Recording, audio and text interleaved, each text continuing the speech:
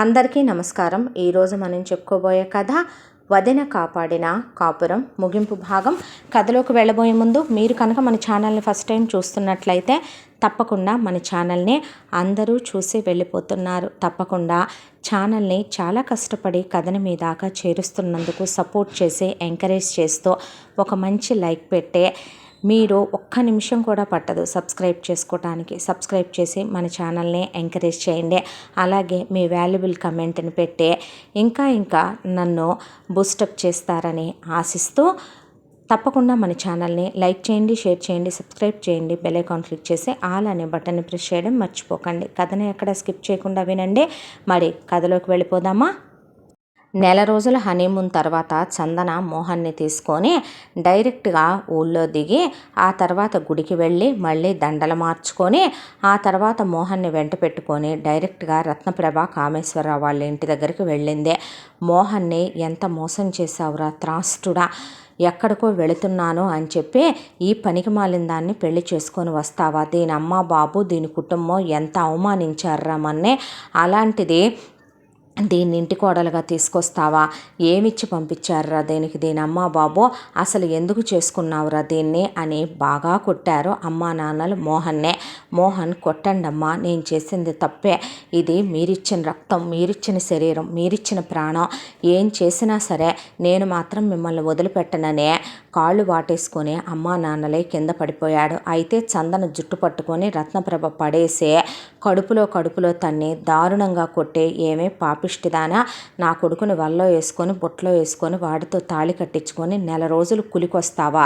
నీ అమ్మ బాబులో ఇలాంటి పెంపకం పెంచారంటే నిన్ను, అవునులే ఒళ్ళుపై తెలియకుండా కండకావరంతో మగాళ్ళ మీద మోజుపడి తిరిగే నీలాంటి ఆడవాడికి మగాళ్ళు దొరికితే చాలు తాళి ఎంచుకొని పేరుకి ఒక వంకగా వాడితో కులికొచ్చావన్నమాట. నీకన్నా కులతలు పతితలు నయం కాదంటే పాపిష్టిదానా, ఏ మొహం పెట్టుకొని ఎన్నాశలు పెట్టుకొని కోట్ల రూపాయల సంబంధం సిద్ధం చేసుకున్నావే నువ్వు? నీ దరిద్రపు మొహం వేసుకొని నీ దరిద్రపు ఇనపగజ్జల పాదం నా ఇంట్లో పెడతావా అని దారుణంగా కొడుతుంటే చందన అత్తామామల కాళ్ళు పట్టుకొని అత్తగారి కాళ్ళు కొట్టండి అత్తయ్య, మా అమ్మ ఆ రోజున నన్ను చాలా హీనంగా కొట్టింది మీ ముందు, మా అమ్మ కొట్టిన దాంతో పోలిస్తే మీరు కొట్టడంలో న్యాయం ఉంది. అమ్మా నాన్నలుగా పిల్లల మీద ఎక్స్పెక్టేషన్స్ ఉంటాయి.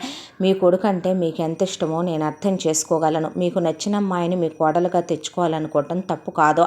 మా పుట్టింటి వాళ్ళని మీరు కట్న కానుకలు అడగటం నేను తప్పని ఆ రోజు కూడా అనలేదు. ఎందుకంటే అది మీ రిక్వైర్మెంట్, ఎవరికి కావలసింది వాళ్ళు అడుగుతారు. కానీ అమ్మా నాన్నలుగా నన్ను కని వాళ్ళు బాధ్యతాయుతంగా ఆ రోజు ప్రవర్తించారు.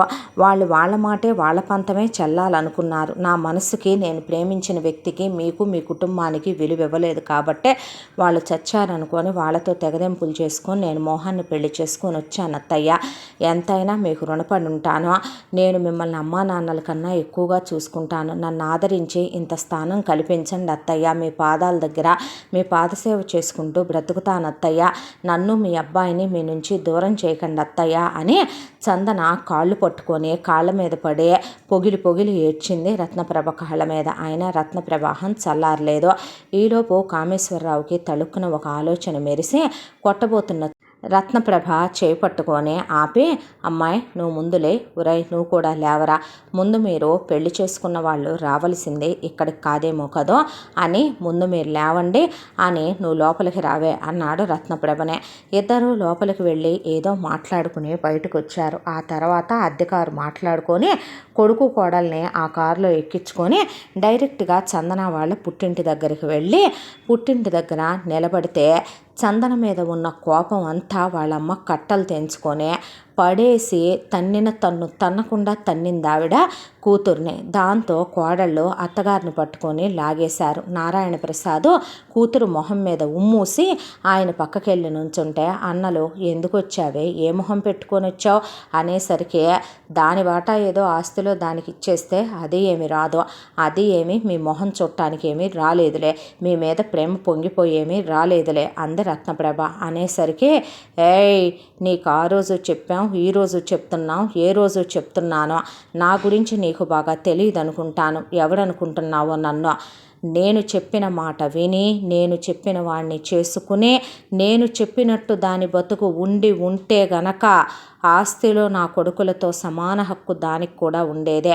ఏ రోజైతే అది నా మాట కాదని నా పరువు తీసి అంతమందిలో నన్ను అవమానించి అది నాకు ఈ ఇంటికి సంబంధం లేదు మీరు పొయ్యారని రాసి మరి నీ కొడుకుతో లేచిపోయి వెళ్ళిందో 5 నిమిషాలు పట్టదు మేము పోలీస్ స్టేషన్కి వెళ్ళి మా కోడళ్ళ నగలు ఇది దొంగిలించి పారిపోయింది అని చెప్తే వెళ్ళి పెట్టే నా కేసు నిన్ను ఆ తర్వాత నీ మొగుణ్ణి నీ కొడుకుని ఇప్పుడు వచ్చిన ఈ నీ కోడల్ని కలిపి మోస్తారు. మూయించేదా 5 నిమిషాలు పట్టదు. అయినా నా కూతురే లేదు సచ్చిందని నేనంటుంటే ఆస్తి పెట్టడాలి అంటే ఆస్తి అయినా కేర్ ఆఫ్ ప్లాట్ఫామ్ ఫుట్పాత్ గేఫెలోగాడైనా నీ కొంగు నీ మొగుడు షర్టు పట్టుకొని తిరిగే వీణ్ణి చేసుకొని ఇదేం సుఖపడుద్ది. దీని ఎంతోటి సుఖానికి మళ్ళీ మేము ఆస్తుల్లో వాటాలు పెట్టడం ఒకటా?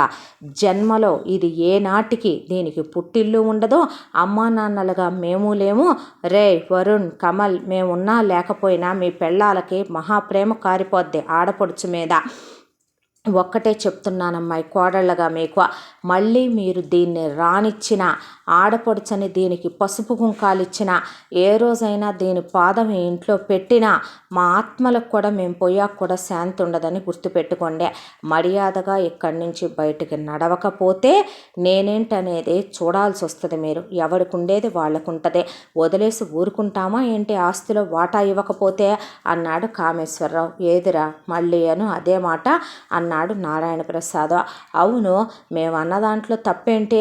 ఏ కూతుర్ని మీ మొగుడు పెళ్ళాం కలిసి కనలేదా? నీ పెళ్ళాం ఎవరికైనా కందా ఏంట్రా అని అడిగింది రత్నప్రభ. దాంతో ఏంటి నీ వాగుడు అన్నారు కోడళ్ళు. అనేసరికి పిచ్చి పిచ్చిగా వాగితే మర్యాదగా ఉండదు, పెద్దదానివని కూడా చూసుకొని జాగ్రత్త అంటే మర్యాదగా మాట్లాడండి అని మోహన్ వాళ్ళ కోడళ్ళ మీదకి వెళ్ళేసరికి వరుణ్ కమల్ కలిసి పడేసి మోహన్ని మెత్తగా చితకదంచి వదిలిపెట్టి కామేశ్వరరావు షర్టు పట్టుకొని నారాయణ ప్రసాద్ ఈడ్చుకొచ్చి సిగ్గుండాలరా నీకు, నీ కొడుకు ఒక ఆడదాన్ని లేపుకొని వెళ్ళి పెళ్లి చేసుకొని నెల రోజులు కులికి తిరిగి వచ్చిన తరువాత సామరస్యానికి రాలేదు, నువ్వు అడుక్కు తినటానికి వచ్చారు నా ఇంటి దగ్గరకు వచ్చే. దీనికన్నా జోలి పట్టుకొని బెచ్చమెత్తుకొని 4 వీధులు తిరిగి, లేదంటే కనుక చాలా రకాల వృత్తులున్నాయి సంపాదించుకోవటానికి. ఛీ మీ బతుకులు అని సెక్యూరిటీ వాడిని ఇంకోసారి వీళ్ళని రాణిస్తే నీ ఉద్యోగం ఊడిపోద్దురా అని చెప్పి బయటికి గెంటేశారు వాళ్ళు. ఆ తర్వాత వీళ్ళు అవమాన భారంతో ఇంటికి తిరిగి వచ్చారు. తిరిగి వచ్చి తిడుతూనే ఉంది రత్నప్రభ, శాపనార్థాలు పెడుతూనే ఉంది. నారాయణ ప్రసాద్ కొడుకులు కడుపు గాలిపోవాలి, వాళ్ళు నాశనం అయిపోవాలి, వాళ్ళ ఇంట్లో పీనిగలు వెళ్ళాలి, వాళ్ళు పిల్ల పాప లేకుండా పోవాలి, వాళ్ళ ఇల్లు వాకిలే దిబ్బలైపోవాలి, వాళ్ళు రోగాలు రుష్టులు వచ్చి తీసుకొని సావాలి. ఇలా దుమ్మెత్తిపోసి శాపనార్థాలు పెడుతూనే ఉంది. ఆ కోపంలో చందనకి తన్నులు పడుతూనే ఉన్నాయి. కామేశ్వరరావు ఊగిపోతూ పచ్చి బూతులు తిడుతున్నాడు. ఒక పక్కన మోహన్కి గుండె రగిలిపోయి వాళ్ళ అమ్మా నాన్న అన్నారని మోహన్ తిట్టడం మొదలుపెట్టాడు. ఇంకొక వైపున చందన వాళ్ళతో శృతి కలిపి మీరన్నదే జరుగుద్దులే, మీరు బాధపడకండి అత్తమ్మ అని వీళ్ళని కవర్ చేయటం మొదలుపెట్టింది. ఈలోపు లలితకి గౌతమ్కి ఇలా మోహన్ పెళ్లి చేసుకున్నాడు, ఇలా ఒక అమ్మాయిని తీసుకొచ్చాడనే విషయం తెలిసి గౌతమ్కి చెప్పింది లలిత. ఏం చేద్దాం అయితే అన్నాడు. ఒకసారి వెళ్ళొద్దాం కదా అంటే నువ్వు వెళ్ళరా, నీకు తెలుసుగా మీ కొంపకి నేను రాననే. నాకు మీ అమ్మ మీ నాన్నలు మీ తమ్ముడు యాటిట్యూడ్లే నచ్చవో. ఇప్పుడెవరో కొత్త పర్సన్స్ వచ్చారని మళ్ళీ నేను వచ్చి ఏం చేస్తాను చెప్పు. ఏదైనా ఉంటే నువ్వు వెళ్ళు, నీకైతే నేను నో అనను. కాకపోతే వెళ్ళి 2-3 గంటల్లో తిరిగి వచ్చేసే. పిల్లల్ని తీసుకెళ్ళకు, అమ్మా నాన్న వద్దు, డ్రైవర్ని తీసుకెళ్ళు, నువ్వు డ్రైవ్ చేసుకెళ్ళకు.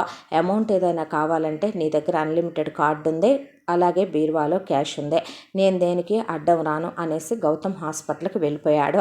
ఆ తర్వాత లలిత అత్త మామలు వెళ్ళి రమ్మ అని పంపించారు. పిల్లలు మేము రాము మమ్మీ అనేసి వాళ్ళు అసలు చిన్నప్పటి నుంచి రారు. రత్నప్రభ కామేశ్వరరావు గురించి నచ్చకే రారు పిల్లలు కూడా. లలిత బయలుదేరి వచ్చింది. వచ్చేసరికి ఏంటి విషయం, ఏంట్రా ఇదంతా? ప్రేమిస్తే వాళ్ళ అమ్మ నాన్నలకి చెప్పాలి, వాళ్ళని ఒప్పించుకోవాలి, వాళ్ళు ఒప్పుకున్న దాకా ఆగాలి. నువ్వైనా ఏంటమ్మా అలా పెళ్లి కుదిరిన దాకా మెదలకుండా ఊరుకోవటం ఏంటి? ఆ తర్వాత వీడిని తీసుకొని పాడిపోవటం ఏంటి? ఇంట్లో నగలు అసలు ఎందుకు దొంగిలించుకొచ్చావు? నగల కోసం డబ్బుల కోసం ప్రేమించిన అమ్మాయిని పెళ్లి చేసుకున్నావారా నువ్వు? ఆ నగలేవి అని అడిగింది లలిత. అడిగితే నేనే పక్కన పెట్టుంచాను వదిన అందే చందన. అంటే ఆ మాటకి జరిగిందేదో జరిగిపోయిందే.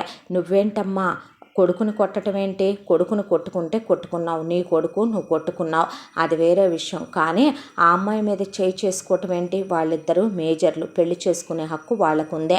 అయినా ఏ కారణంతో కొట్టావు, తను ఏం తప్పు చేసిందని కొట్టావో, నీ కొడుకుది ఎంత తప్పు ఉందో తందే అంతే తప్పు ఉంటుంది. అలాంటిది నీ కొడుకు తప్పు ఏవీ లేదా ఏంటి? ఆ అమ్మాయిని పడేసి కొట్టడం ఏంటి? నువ్వు రెండో సంబంధపు దాన్ని, ఇద్దరు పిల్లల తల్లిని వాడికి సంబంధం చూడటం ఏంటి? ఏరా నీకు సిగ్గుందా? మానాలున్నాయా? చీము నెత్తునుందా? కడుపుకు అన్నం తింటున్నావా? కంపలెమ్మటి గడ్డి తింటున్నావా? అసలైనా వాళ్ళని తీసుకొచ్చి మీరు మీ దగ్గర ఉంచుకోవటం ఏంటి? ఆ అమ్మాయి మీద నువ్వు చేయి చేసుకోవటం ఏంటి? ఆ అమ్మాయి నీ కూతురు అనుకుంటున్నావా, నీ కొడుకు అనుకుంటున్నావా? కోడల్ని కొట్టే హక్కు ఏ అత్తమామలకి లేదు. ఆ అమ్మాయి ఇప్పుడు గృహహింస, డొమెస్టిక్ వైలెన్స్లని కేసు పెడితే మొత్తం లోపలికి వెళ్తారు. ఏరా నిన్ను బావ గేఫెలోలా ఉండొద్దని చెప్పాడా? మగాళ్ళ ఉండమని చెప్పాడా? వాళ్ళింటి దగ్గరికి వెళ్ళి మళ్ళీ మీరు ఆస్తుల్లో వాటాలు అడగటం ఏంటి? నువ్వు పెద్దదానిగా వెళ్ళి ఏం మాట్లాడాలమ్మా? పిల్లలు ఏదో తొందరపడి పెళ్లి చేసుకున్నారు, తప్పు అయిపోయింది. నేను ఆ రోజు అత్యాశకు పోయి తప్పుగా మాట్లాడాను. మనం బాగుండాలండి, పిల్లకు పుట్టిల్లు దూరం కాకూడదని మాట్లాడాల్సింది పోయి నువ్వెళ్ళి ఇంకా రెచ్చగొట్టి నువ్వు అనవసరంగా గొడవను రేపి వాళ్ళ మనసులు ఇప్పటికే కూతురు చేసిన దానికి పరువు పోయి గుండెలు మండిపోతూ ఉన్న దాని మీద అగ్ని కాజ్యం పోసొస్తావా? పెద్దదానివి, నీకు ఆ మాత్రం సంస్కారం తెలియొద్దంటే ఏం జన్మే నీది అన్న తర్వాత మేమేం చేశామే? అందరు రత్నప్రభ ఏమీ చేయలేదు. నేను కానీ నా మొగుడు కానీ ఏ రోజైనా పుట్టింటి దగ్గర నుంచి పూచిక పుల్ల కావాలని నేను ఆశించానా అమ్మ? కడుపుతో ఉండి కనీసం చలువు పట్టుకెళ్ళానా? నా పిల్లలకి చెడ్డీ పట్టుకెళ్ళానా? నా భర్త ఏ రోజైనా ఇక్కడి నుంచి వెంట్రుక వాసి కోసం ఆశించాడా? జరిగిందేదో జరిగిపోయింది. ఒరే మోహన్, ఇక పెద్ద వేషాలు వేయకు. ఇక్కడి నుంచి నీ లైఫ్ నీదే, నీ భార్య నువ్వు కలిసి అసలు ఈ ఊళ్ళోనే ఉండొద్దు. ఒకవేళ మీరు ఈ ఊళ్ళోనే ఉండేటట్టయితే కనుక ఇద్దరూ కలిసి ప్రస్తుతం ఒకే ఆఫీస్లో వర్క్ చేస్తున్నారు కాబట్టి చేసుకోండి. తర్వాత నేను మా మామయ్య గారికి చెప్పి, ఆయనకి ఇన్ఫ్లుయెన్స్ ఉంది, ఏదైనా పెద్ద ఆఫీసులో మీ ఇద్దరికి పెద్ద పోస్టులు వేయించుతాను. అమ్మ నాన్న మీ పేరు మీద 1,50,00,000 ఉన్నాయి. ఒక 50 లక్షలు మీ పేరు మీద ఉంచుకొని 1,00,00,000 రూపాయలు తమ్ముడి పేరు మీద వేసేయండి. ఈ 3BHK ఫ్లాట్ వాడి పేరు మీద రాసేయండి. ఊళ్ళో మీరు 2 గదులు అవుట్ హౌస్ ఉంచుకున్నారు కదా, అక్కడికి వెళ్ళిపోండి. 5 ఎకరాల పొలం ఉంది, అందులో 4 ఎకరాల పొలం తమ్ముడికి రాసేయండి. అది ఎకరం 50 లక్షలు ఖరీదు చేస్తుంది. ఆ పొలం నువ్వు అమ్మేసుకో మోహన్. అమ్మేసుకొని ఆ పొలాన్ని నువ్వు నీ పేరు మీద వేసుకో. చందన నగలు చందన దగ్గరే ఉండనివ్వు. ఆ నగలు నువ్వు ముట్టుకోకు. అలాగే నీ దగ్గర బీరువాలో నాకు పెట్టాలనుకున్నాయి, నువ్వు చేయించుకున్నాయి మొత్తం కలిపి 250 కాసులు బంగారం, 15 కేజీలు వెండి ఉంది. వెండి మొత్తం అలాగే 200 కాసులు బంగారం చందనకిచ్చి మిగతాది నువ్వు ఉంచుకొని నాన్న నువ్వు ఇక్కడి నుంచి వెళ్ళిపోండమ్మా. మీరు ఇక్కడ ఉండొద్దు. వాళ్ళకి ప్రైవసీ కావాలి, ఏకాంతం కావాలి. కొత్తగా పెళ్ళయింది, బాధ్యతలు తెలియాలి. మీరు పక్కనే ఉండే అనవసరంగా మీరు ఏదో ఒకటి వాడికి చెప్తూ వాడు పద్దాక నీ కొంగు పట్టుకొని నాన్న షర్టు పట్టుకొని తిరిగితే ఎలా అయితే గనక ఇహ జీవితాలు ముందుకు సాగవో. వాడికంటూ రేపొద్దున పిల్లలు పుడతారు. వాడికంటూ లైఫ్ని ఇక్కడి నుంచి వాడు బిల్డ్ చేసుకుని డిజైన్ చేసుకోవాలి. చెప్పేది వినపడుతుంది అనుకుంటాగా నీకు అంద లలిత. అనేసరికి అది కాదే అంది రత్నప్రభ. చూడమ్మా, పుట్టింటి దగ్గర నుంచి పసుపు కుంకాలు కూడా ఆశించని కూతుర్ని నేను. నా భర్త ఇక్కడి నుంచి అనా పైసా కోసం కూడా ఏ రోజు ఎదురు చూసే వ్యక్తి కాదు. వాడు బాగుండాలనేగా నా చేతుల మీదుగా పెంచాను వాడినే. ఒరేయ్, నీకు అక్కంటే ఏమాత్రం గౌరవం ఉన్నా ఇష్టం ఉన్నా నేను చెప్పిన మాట వింటావు నువ్వు. ఒకటి, మీరు వేరే ఇల్లు తీసుకొని వేరు కాపురం వెళ్ళిపోండే. అమ్మా నాన్న ఇక్కడే ఉంటానంటే, లేదు అంటే కనుక అమ్మా నాన్న ఊరు వెళ్ళిపోతారు, మీరు ఇదే ఇంట్లో ఉండండి, మీ ఇష్టం.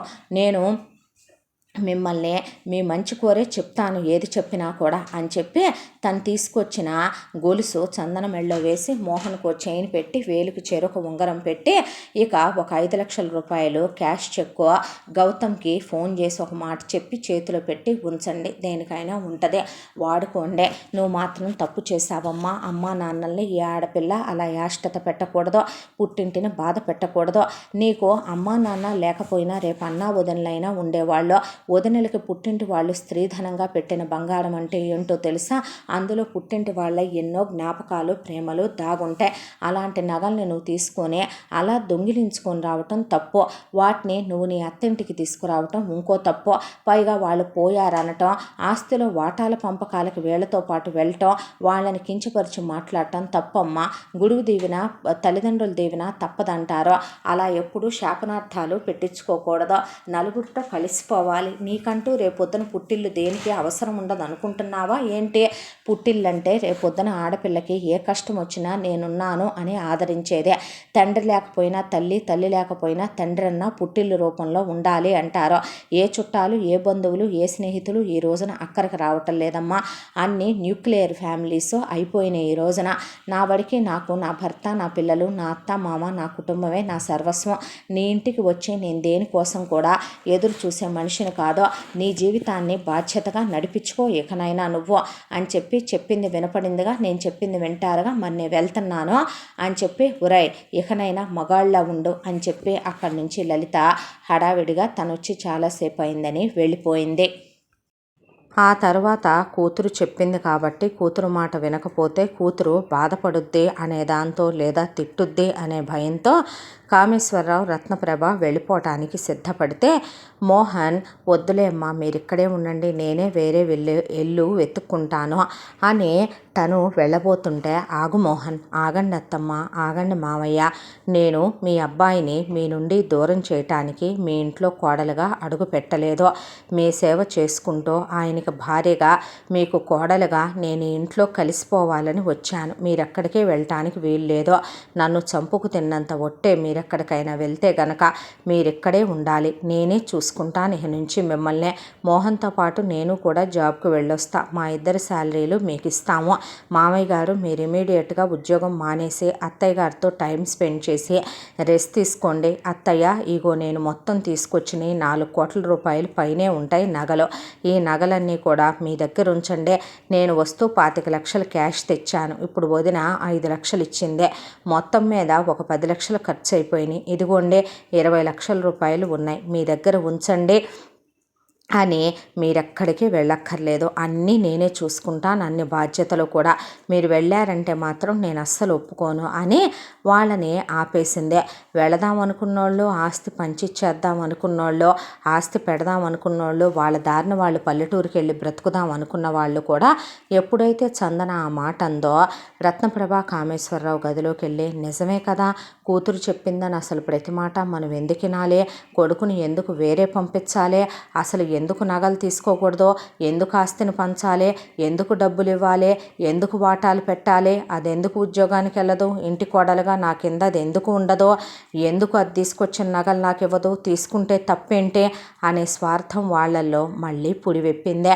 ఆ తరువాత కొత్తగా పెళ్ళైన మోజు చందన మొగుడుతో పాటు ఆఫీస్కి వెళ్ళటం రావటం, ఇహ రాత్రంతా పడక గదిలో సరసాలు సల్లాపాలతో టైం అలా ఒక 6 నెలల పాటు ఎలా గడిచిపోయిందో కూడా తెలియక జీతం రాగానే అత్త మామకి ఇవ్వటం, అత్త కోసం మామ కోసం వెళ్ళి రెస్టారెంట్కి వెళ్తే అక్కడి నుంచే ఫుడ్ ప్యాక్ చేయించుకురావటం. ఆ తర్వాత ఇంట్లో అప్పటిదాకా పనివాళ్ళు ఉన్నారు కాబట్టి మెల్లమెల్లగా టైం తెలియకుండా గడిచిపోవటం, రత్నప్రభ వంట చేసి పెడుతోంది కాబట్టి తినటం, మొగుడుతో సరసాలాడటం, కొత్త మోజు తీరిపోయింది.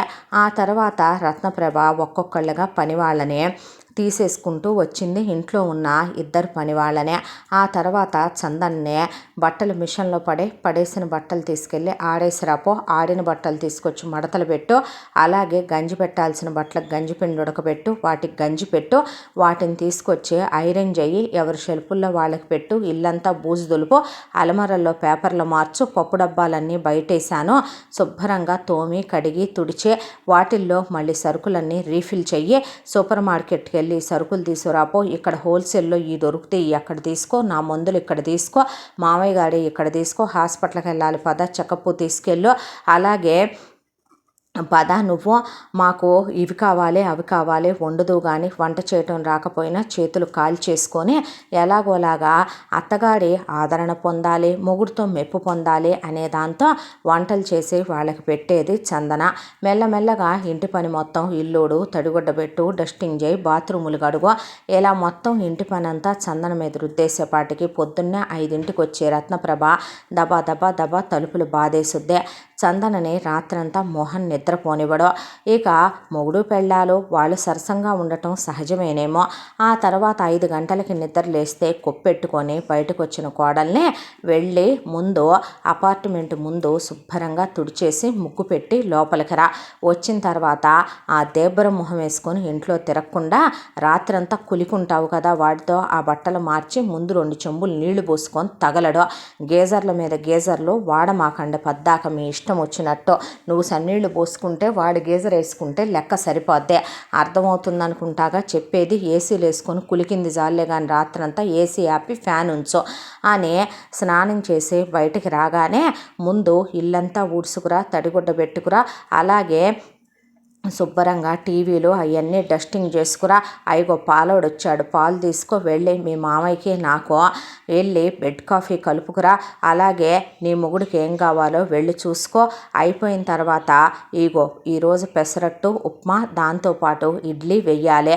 అలాగే చట్నీల కోసం అని చెప్పి అన్నీ రెడీగానే ఉన్నాయి. 2 రకాల చట్నీలు చేసి పొడి చేయి. పెసరట్లో అల్లం ముక్కలు, అలాగే పచ్చిమిర్చి ముక్కలు, జీలకర్ర తగలంది మీ మామయ్య తిండో అవన్నీ వేసి పొయ్యి. అలాగే టిఫిన్ తిన్న తర్వాత కాఫీ తాగట్లేదు, ఫ్రెష్గా ఆరెంజెస్ జ్యూస్ తీ మా కోసం. అలాగే భోజనంలోకి చికెన్ బిర్యానీ చెయ్యి, దాంతోపాటు వైట్ రైస్ చెయ్యి. చేసి 2 రకాల వెజిటేరియన్ కర్రీసు, ఒక రోటి పచ్చడి, రసం పెట్టు. దాంతోపాటు ఒక నాన్ వెజ్ కర్రీ చెయ్యి. అవన్నీ టేబుల్ మీద సర్దు. సర్దిన తర్వాత నువ్వు వంటగదంతా శుభ్రంగా కౌంటర్ టాప్ అంతా తుడిచి నాకు మీ మామయ్య గారికి 4 రకాల ఫ్రూట్ జ్యూసులు, కట్ చేసిన ఫ్రూట్స్, అలాగే డ్రై ఫ్రూట్ షేకు చేసి ఫ్రిడ్జ్లో పెట్టిన తర్వాత ఇక నువ్వు బయలుదేరి అప్పుడు ఆఫీస్కి వెళ్ళు. అలాగే మా కోసం వచ్చేటప్పుడు నాకు ఇవి తినాలనుంది, ఆయనకి ఇవి తినాలనుంది, తీసుకొనిరా అని చెప్పేది చందనకే. సాయంత్రం ఆఫీసు నుంచి వస్తూ అవన్నీ తీసుకొని మొగుడుతో పాటు వచ్చిన తర్వాత ఇక నుంచి సినిమాలకు వెళ్ళటం, షికార్లకు వెళ్ళటం, బయటకు వెళ్ళటం తగ్గిచ్చేయరా అంటే అలాగేనమ్మా. ఆఫీస్ అయిపోగానే ఇంటికి వచ్చేసే ఈ అమ్మాయిని తీసుకొని అంటే అలాగేనమ్మా అని మోహన్ ఎక్కడికి తీసుకెళ్ళటం కూడా మానేశాడు చందననే. ఇంటికి రాగానే తను తీసుకొచ్చిన స్నాక్స్ ప్లేట్లో పెట్టివ్వాలి అత్తామామలకే. ఫ్రెష్గా జ్యూస్ చేసి ఇవ్వాలి వాళ్ళకే. అయిపోయిన తర్వాత మొగుడికి పెట్టాక మోహన్ స్నానం చేసి తన గదిలో కాసేపు వాకింగ్ చేసి వచ్చి రెస్ట్ తీసుకుంటాడు. చందన ఆఫీసు నుంచి రాగానే స్నానం చేయాలి. చేసి సందె ముగ్గు వాకిట్లో మళ్ళీ శుభ్రంగా తుడిచి సందె ముగ్గు వేసి దేవుడి గదిలో దీపం పెట్టాలి. ఆ తర్వాత అత్తకి, మామకి, మొగుడికి స్నాక్స్ ప్రిపేర్ చేయాలి. అవి అయిపోయిన తర్వాత రాత్రికి ఇంట్లో వాళ్ళు పుల్కాలు తింటారు, నాన్ వెజ్, వెజ్ 2 కర్రీలు ప్లస్ రైస్ కూడా తింటారు. దాంతోపాటు బటర్ మిల్క్ తాగుతారు. రాత్రి పడుకోబోయే ముందు అందరూ పెద్ద పెద్ద గ్లాసుల్లో పాలు తాగుతారు. ఒకళ్ళు డ్రై ఫ్రూట్ పాలు, ఒకళ్ళు కేసర్ మిల్క్, ఒకళ్ళు పిస్తా మిల్క్ ప్రిపేర్ చేయాలి వాళ్ళందరికీ కూడా. అంతా అయిపోయిన తర్వాత వంటగదిలో బండంట్లు పేరుకొని ఉంటాయి. ఆ అంట్లు మొత్తం ఆఫీసు నుంచి వచ్చిన తర్వాత పొద్దున ఆఫీసుకి వెళ్ళిన దగ్గర నుంచి వచ్చేంత వరకు ఉన్న అంట్లన్నీ తోముకోవాలి. బట్టలన్నీ తెచ్చి ఐరన్లు చేసి క్లీన్ చేసి ఎక్కడ పెట్టాలి. బాత్రూములు ప్రతిరోజు కడగాలి. సాయంకాలం పూట మళ్ళీ ఇల్లంతా ఊడ్చుకురావాలి. అంతకుముందు ఎప్పుడు తను 10 మంది పని వాళ్ళతో చేయించుకొని వదిన, అమ్మలు కలిసి 4 రకాల వంటలతో చేయించి టేబుళ్ళ మీద పెడితే చిటికేసి తిన్నదే కానీ ఏ రోజు ఇలాంటి పనులు చేసింది కాదు. వంట చేస్తుంటే చేతులు దిగిపోతున్నాయి. పర్వాలేదులే అని ఉప్పు కారంలో ముంచేసి వెళ్ళింది అత్త. ప్రాణం లేచిపోయింది.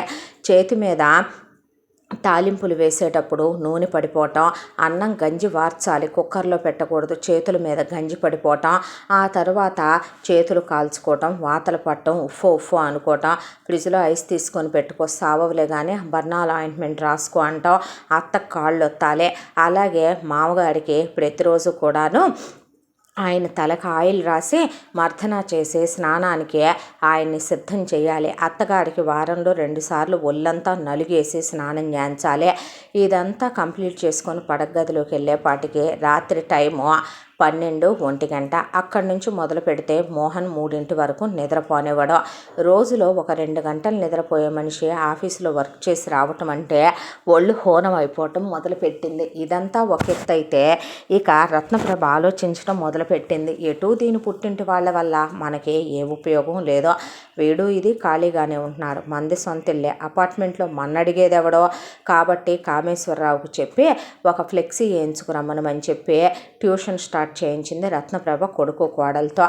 ఆ ట్యూషన్ కాస్త అది 4-5 పిల్లలతో మొదలై 100 మంది పిల్లలై కూర్చున్నారు.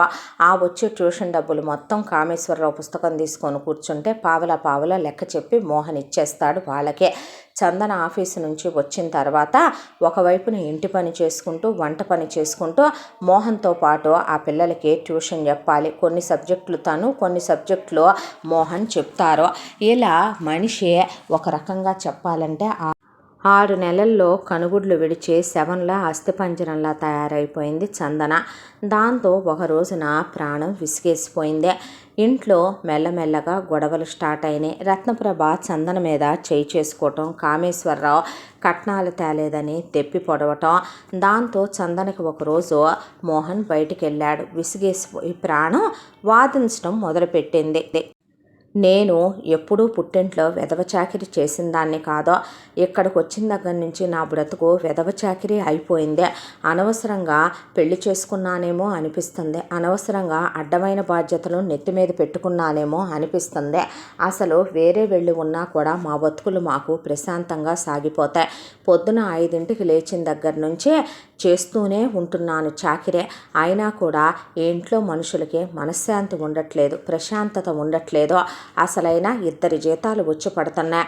పని మనిషిని పెట్టుకుంటే తప్పేంటి? తప్పేనే, తప్పున్నారా? నువ్వు ఈ ఇంటి కోడలివే, నువ్వేమే మేము ఆశించినంత కట్నాలేమీ తీసుకురాలా. పని మనిషికి జీతాలు ఎవరిస్తారో నువ్విస్తావా, లేకపోతే నీ విటుడొచ్చి ఇస్తాడా? పిచ్చిగా మాట్లాడకు, వయసులో పెద్దదానివి, కాస్తన్నా సంస్కారం ఉండాలి నీకు ఒక కూతురుందే, నీ కొడుకుని నీ కొంగు కట్టుకొని తిప్పటం గొప్ప విషయం అనుకుంటున్నావా? కోడల మీద చేయి చేసుకోవటం గొప్ప విషయం అనుకుంటున్నావా? పెళ్ళాం మాట్లాడితే మెదలకుండా కూర్చోవటం మగతనం అనుకుంటున్నావా? ఏం జన్మలో ఏం బతుకులో, ఛీ వెధవ జీవితాలు అని చందన మాట్లాడుతూ ఉండగా మోహన్ వచ్చాడు. దాంతో రత్నప్రభ మోహన్ని పట్టుకొని కామేశ్వరరావు బట్టలు సర్దుకొని వచ్చి, మేము ఉండములేయ్యా, మీరే ఉండండి, మేమేం ఉండగలుగుతాము, ఎవరి కోసం రా మేము బాగుపడమని చెప్పేది, ఎవరి కోసం రూపాయి జాగ్రత్త చేసుకోమనేదే. ఆ అమ్మాయికి మేము ఉండటమే నచ్చట్లేదు, మీ ఇద్దరి మధ్య నేను చిచ్చులు పెడుతున్నానంట. ఆ అమ్మాయితో నేను ఇంత పని కూడా చేయనివ్వట్లేదయ్యా.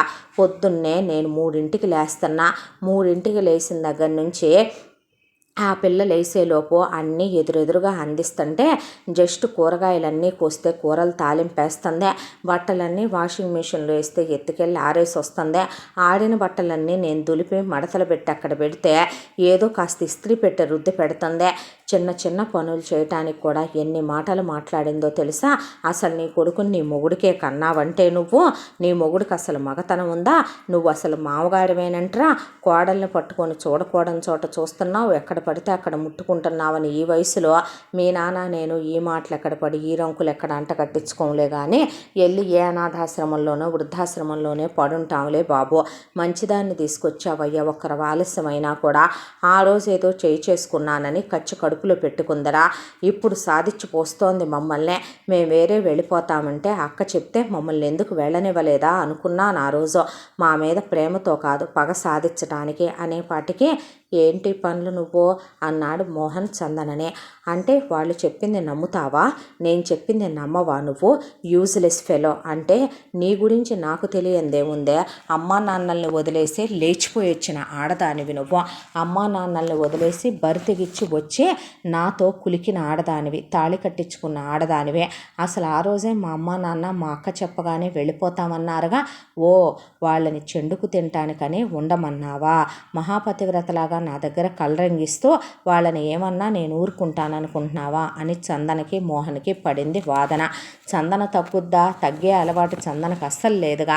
మాట మాట మాట మాట మాట మాట చిలికి చిలికి చిలికి చిలికి చిలికి చిలికి అది కాస్త 5 గంటల సేపు నిర్విరామంగా పోట్లాడుకొని ఇంట్లో సామాన్లన్నీ పగలగొట్టుకొని ఒకళ్ళ మీద ఒకళ్ళు విసిరు కొట్టుకొని మోహన్ చందనను పడేసి చావ బాధేశాడు. దాంతో చందనకి బాడీలో పార్ట్లు పనిచేయలా. హాస్పిటల్కి వెళ్ళి ట్రీట్మెంట్ చేయించుకొచ్చుకుంది. తెల్లారే మోహన్ బైక్ని కామేశ్వరరావు మెట్రోలో వెళ్ళు నాన్న అని చెప్పి కామేశ్వరరావు నేను బయటికి వెళ్ళాలని బైక్ తీసేసుకున్నాడు. ఇక తెల్లారి నుంచి మూడు పెళ్ళాం మాట్లాడించుకోవటం మానేశారు. మోహన్ తన ఆఫీస్కి చందన కన్నా ముందే మెట్రోలో వెళ్ళిపోతుంటే వెనకాల మెట్రోలో వెళ్ళటం మొదలుపెట్టింది. చందననే రోజు ఏదో ఒకటి చెప్పి రోజు కొట్టించేది రత్నప్రభ. వెనక నుంచి నాలిక బయట పెట్టి ఎక్కిరించటం, నొసలు బయట పెట్టి ఎక్కిరించటం. మీ అమ్మ చూసావా ఎలా మాట్లాడుతుందో ఎలా చేస్తుందో అంటే ఎందుకమ్మా నా మీద అలాంటి చాడీలు చెప్తావు వాడికి, నేను మాత్రం నీ తల్లి లాంటి దాన్ని కాదా అని తల మీద చెయ్యేసి నాటకాలు ఆడటం. ఎందుకమ్మా మమ్మల్ని శత్రువులుగా చూసి వేరు చేద్దాం అనుకుంటున్నావు ఈ వయసులో వాడిని మా నుంచి అని కామేశ్వరరావు అంటాం. దాంతో మోహన్ చందన ఏం చెప్పినా నమ్మటం మానేశాడు. ఆ రోజు లగ్గాయితో రత్నప్రభ ఇంట్లో సరుకులు సగానికి కట్ చేసేసింది. ఏ రోజు రేషన్ ఆ రోజు ఇవ్వటం మొదలుపెట్టింది. దాంట్లో మోహన్కి రత్నప్రభకి కామేశ్వరరావుకి సరిపోనిచ్చి చందనకి రోజు పచ్చడి మెతుకులు మజ్జిగ నీళ్లే గతి అయిపోయినాయి. ఆ విషయం చెప్పిన మోహన్ వినడు, నమ్మడు కూడాను. జీతం డబ్బులు అర్ధనా పైసాతో సహా లెక్క చెప్పాలి. ఎందుకనంటే కార్డు మోహన్ దగ్గరే ఉంటుంది. రాగానే డ్రా చేసి కామేశ్వరరావు చేతిలో పెట్టేస్తాడు. ఆ జీతాన్ని తీసుకొచ్చే ₹1 చేతిలో మెదలదో. కడుపు నకనకలాడిపోతూ ఉండేదే. ఆఫీసులో ఎవరు పుట్టినరోజులు వస్తాయా పార్టీ ఇస్తారేమో, పెళ్లి రోజు వస్తుందా పార్టీ ఇస్తారేమో, లేదంటే కనుక ఎవరైనా పుట్టినరోజులకి పెళ్లి రోజులకి ఏదైనా పంచుతారేమో, అంత స్వీట్ కానీ ఏదైనా నోట్లో వేసుకోవచ్చు అనే స్థితికి దిగజారిపోయింది చందన. అంత దాంట్లో ఒక రోజున పెళ్ళున మొదలు నరికించేట్లా విరుచుకు పడిపోతే హాస్పిటల్కి తీసుకెళ్తే డాక్టర్ కంగ్రాచ్యులేషన్స్ అని చందన గర్భంతో ఉందని 3వ నెల కడుపు అని చెప్పింది మోహన్కే. చెప్పేసరికి ఇంటికి రాగానే అప్పుడే ఎందుకు నాన్న నువ్వే చిన్నపిల్లాడివి, నీకే బాధ్యతలు తెలీదు. లేదమ్మా, నాకు పుట్టబోయే బేబీ మీద చాలా ఇష్టం ప్రేమ కలిగాయే, తను ఉంచుకుంటుందిలే, ఇప్పుడు తను కడుపు ఉంచుకుంటే పోయేదేముంది అనేసరికి చందనలో ఒక ఆశ మొదలైంది. మొగుడు రేపొద్దున ఈ కడుపు వల్ల పుట్టబోయే బిడ్డ వల్ల అయినా మారిపోతాడు, తను చెప్పిన మాట వింటాడు, తన ఆక్రోశాన్ని ఆలకిస్తాడు, తన బిడ్డ అయినా తన భర్త మనసు మార్చగలుగుద్దేమో అనుకుంటే రత్నప్రభ కామేశ్వరరావు ఒక 100 సార్లు అన్నారు అబార్షన్ చేయించమని మోహన్తో. కానీ వద్దంటే వద్దని, నా శాలరీ పెరుగుద్దని, ప్రమోషన్ రాబోతుందని, చందన కూడా జాబ్ చేస్తుంది కానీ అవసరమైతే ట్యూషన్ పిల్లల్ని ఇంకా పెంచుకుంటానని, వద్దు తీయించొద్దు కడుపని చెప్పేశాడు మోహన్. దాంతో చూసావా ఎలాగన్నాడో అంది రత్నప్రభ. వాడికి ప్రేమలు షురు అవుతున్నాయి, నీకు అర్థం కావటల్లా పుట్టబోయే వాళ్ళ మీద అన్నాడు కామేశ్వరరావు. ఆడికి ప్రేమలు షురు అవుతుంటే నేను చూస్తా ఊరుకుంటాను మరి అంది రత్నప్రభ. ఆ తరువాత ఇక చందన్ని కడుపు తీయించుకోమంటే నేను సచ్చినా తీయించుకోను అని చందన్ అంటే మలమల మలమల మలమల కడుపుతో ఉన్న ఆడదాన్నే మార్చేయటం మొదలుపెట్టింది రత్నప్రభ. కడుపు పోవాలని కావాలని పైనాపిల్ జ్యూసులు నోట్లో పోయటం, బొప్పాయి నోట్లో పోసేయటం, దాంతోపాటు పీరియడ్స్ వచ్చే ట్యాబ్లెట్లు కలపటం, కావాలని నడిచేదారిలో నూనె పోసి పడేటట్టు చేయటం, కావాలని కోడల్ని భయపెట్టడం, వెనక నుంచి వెళ్ళే వాతలు పెట్టడం, ఉలవచారు కలిపిన అన్నాన్ని కొడుకు ముందే కోడలు నోట్లో పెట్టి తినిపించటం, ఎలాగైనా కడుపు పోకపోద్దా అని ఎదురు చూస్తే కడుపులో ఉన్న పిండం ఏట్లో వేసినా ఎదురొచ్చే పిండంలాగా చందనకి కడుపు పోలా. అబార్షన్ అయిపోయే టైం దాటిపోయింది. ఒకవైపున చూస్తే కడుపుతో ఉందన్న మాటే కానీ చందనకి ఎముకలన్నీ బయటకు వచ్చేస్తున్నాయి. మోహన్ ఏంటి ఇలా తయారవుతున్నావు నువ్వు అన్న మాటకి ఏమీ లేదు, నాకు ఇది అది తినాలనుంది అని చెప్తే అమ్మ దగ్గర డబ్బులు తీసుకొని నీకు నచ్చింది తిను, ఎవరొద్దన్నారు అని మోహన్ అంటే ఎటు రత్నప్రభ డబ్బులు ఇవ్వదని తెలుసు, ఇవ్వలేదని చెప్తే మళ్ళీ ఇప్పుడు ఇంకో వాదన, పైగా తను నమ్మడో. ఎందుకు అనవసరమైన గొడవని చందన వదిలేసి ఊరుకొని ఇక ఒక రోజున వదినలకి ఫోన్ చేసింది మనసాగక. ఫోన్ చేస్తే ఫోన్ ఎత్తారు శుభ, గీత. ఫోన్ ఎత్తితే అమ్మ ఎత్తలేదు, వదిన ఫోను, నాన్న ఎత్తలేదు, అన్నయ్యలు ఎత్తలేదు, బాగాలేదు, మీరు కూడా ఎత్తరు అనుకున్నాం.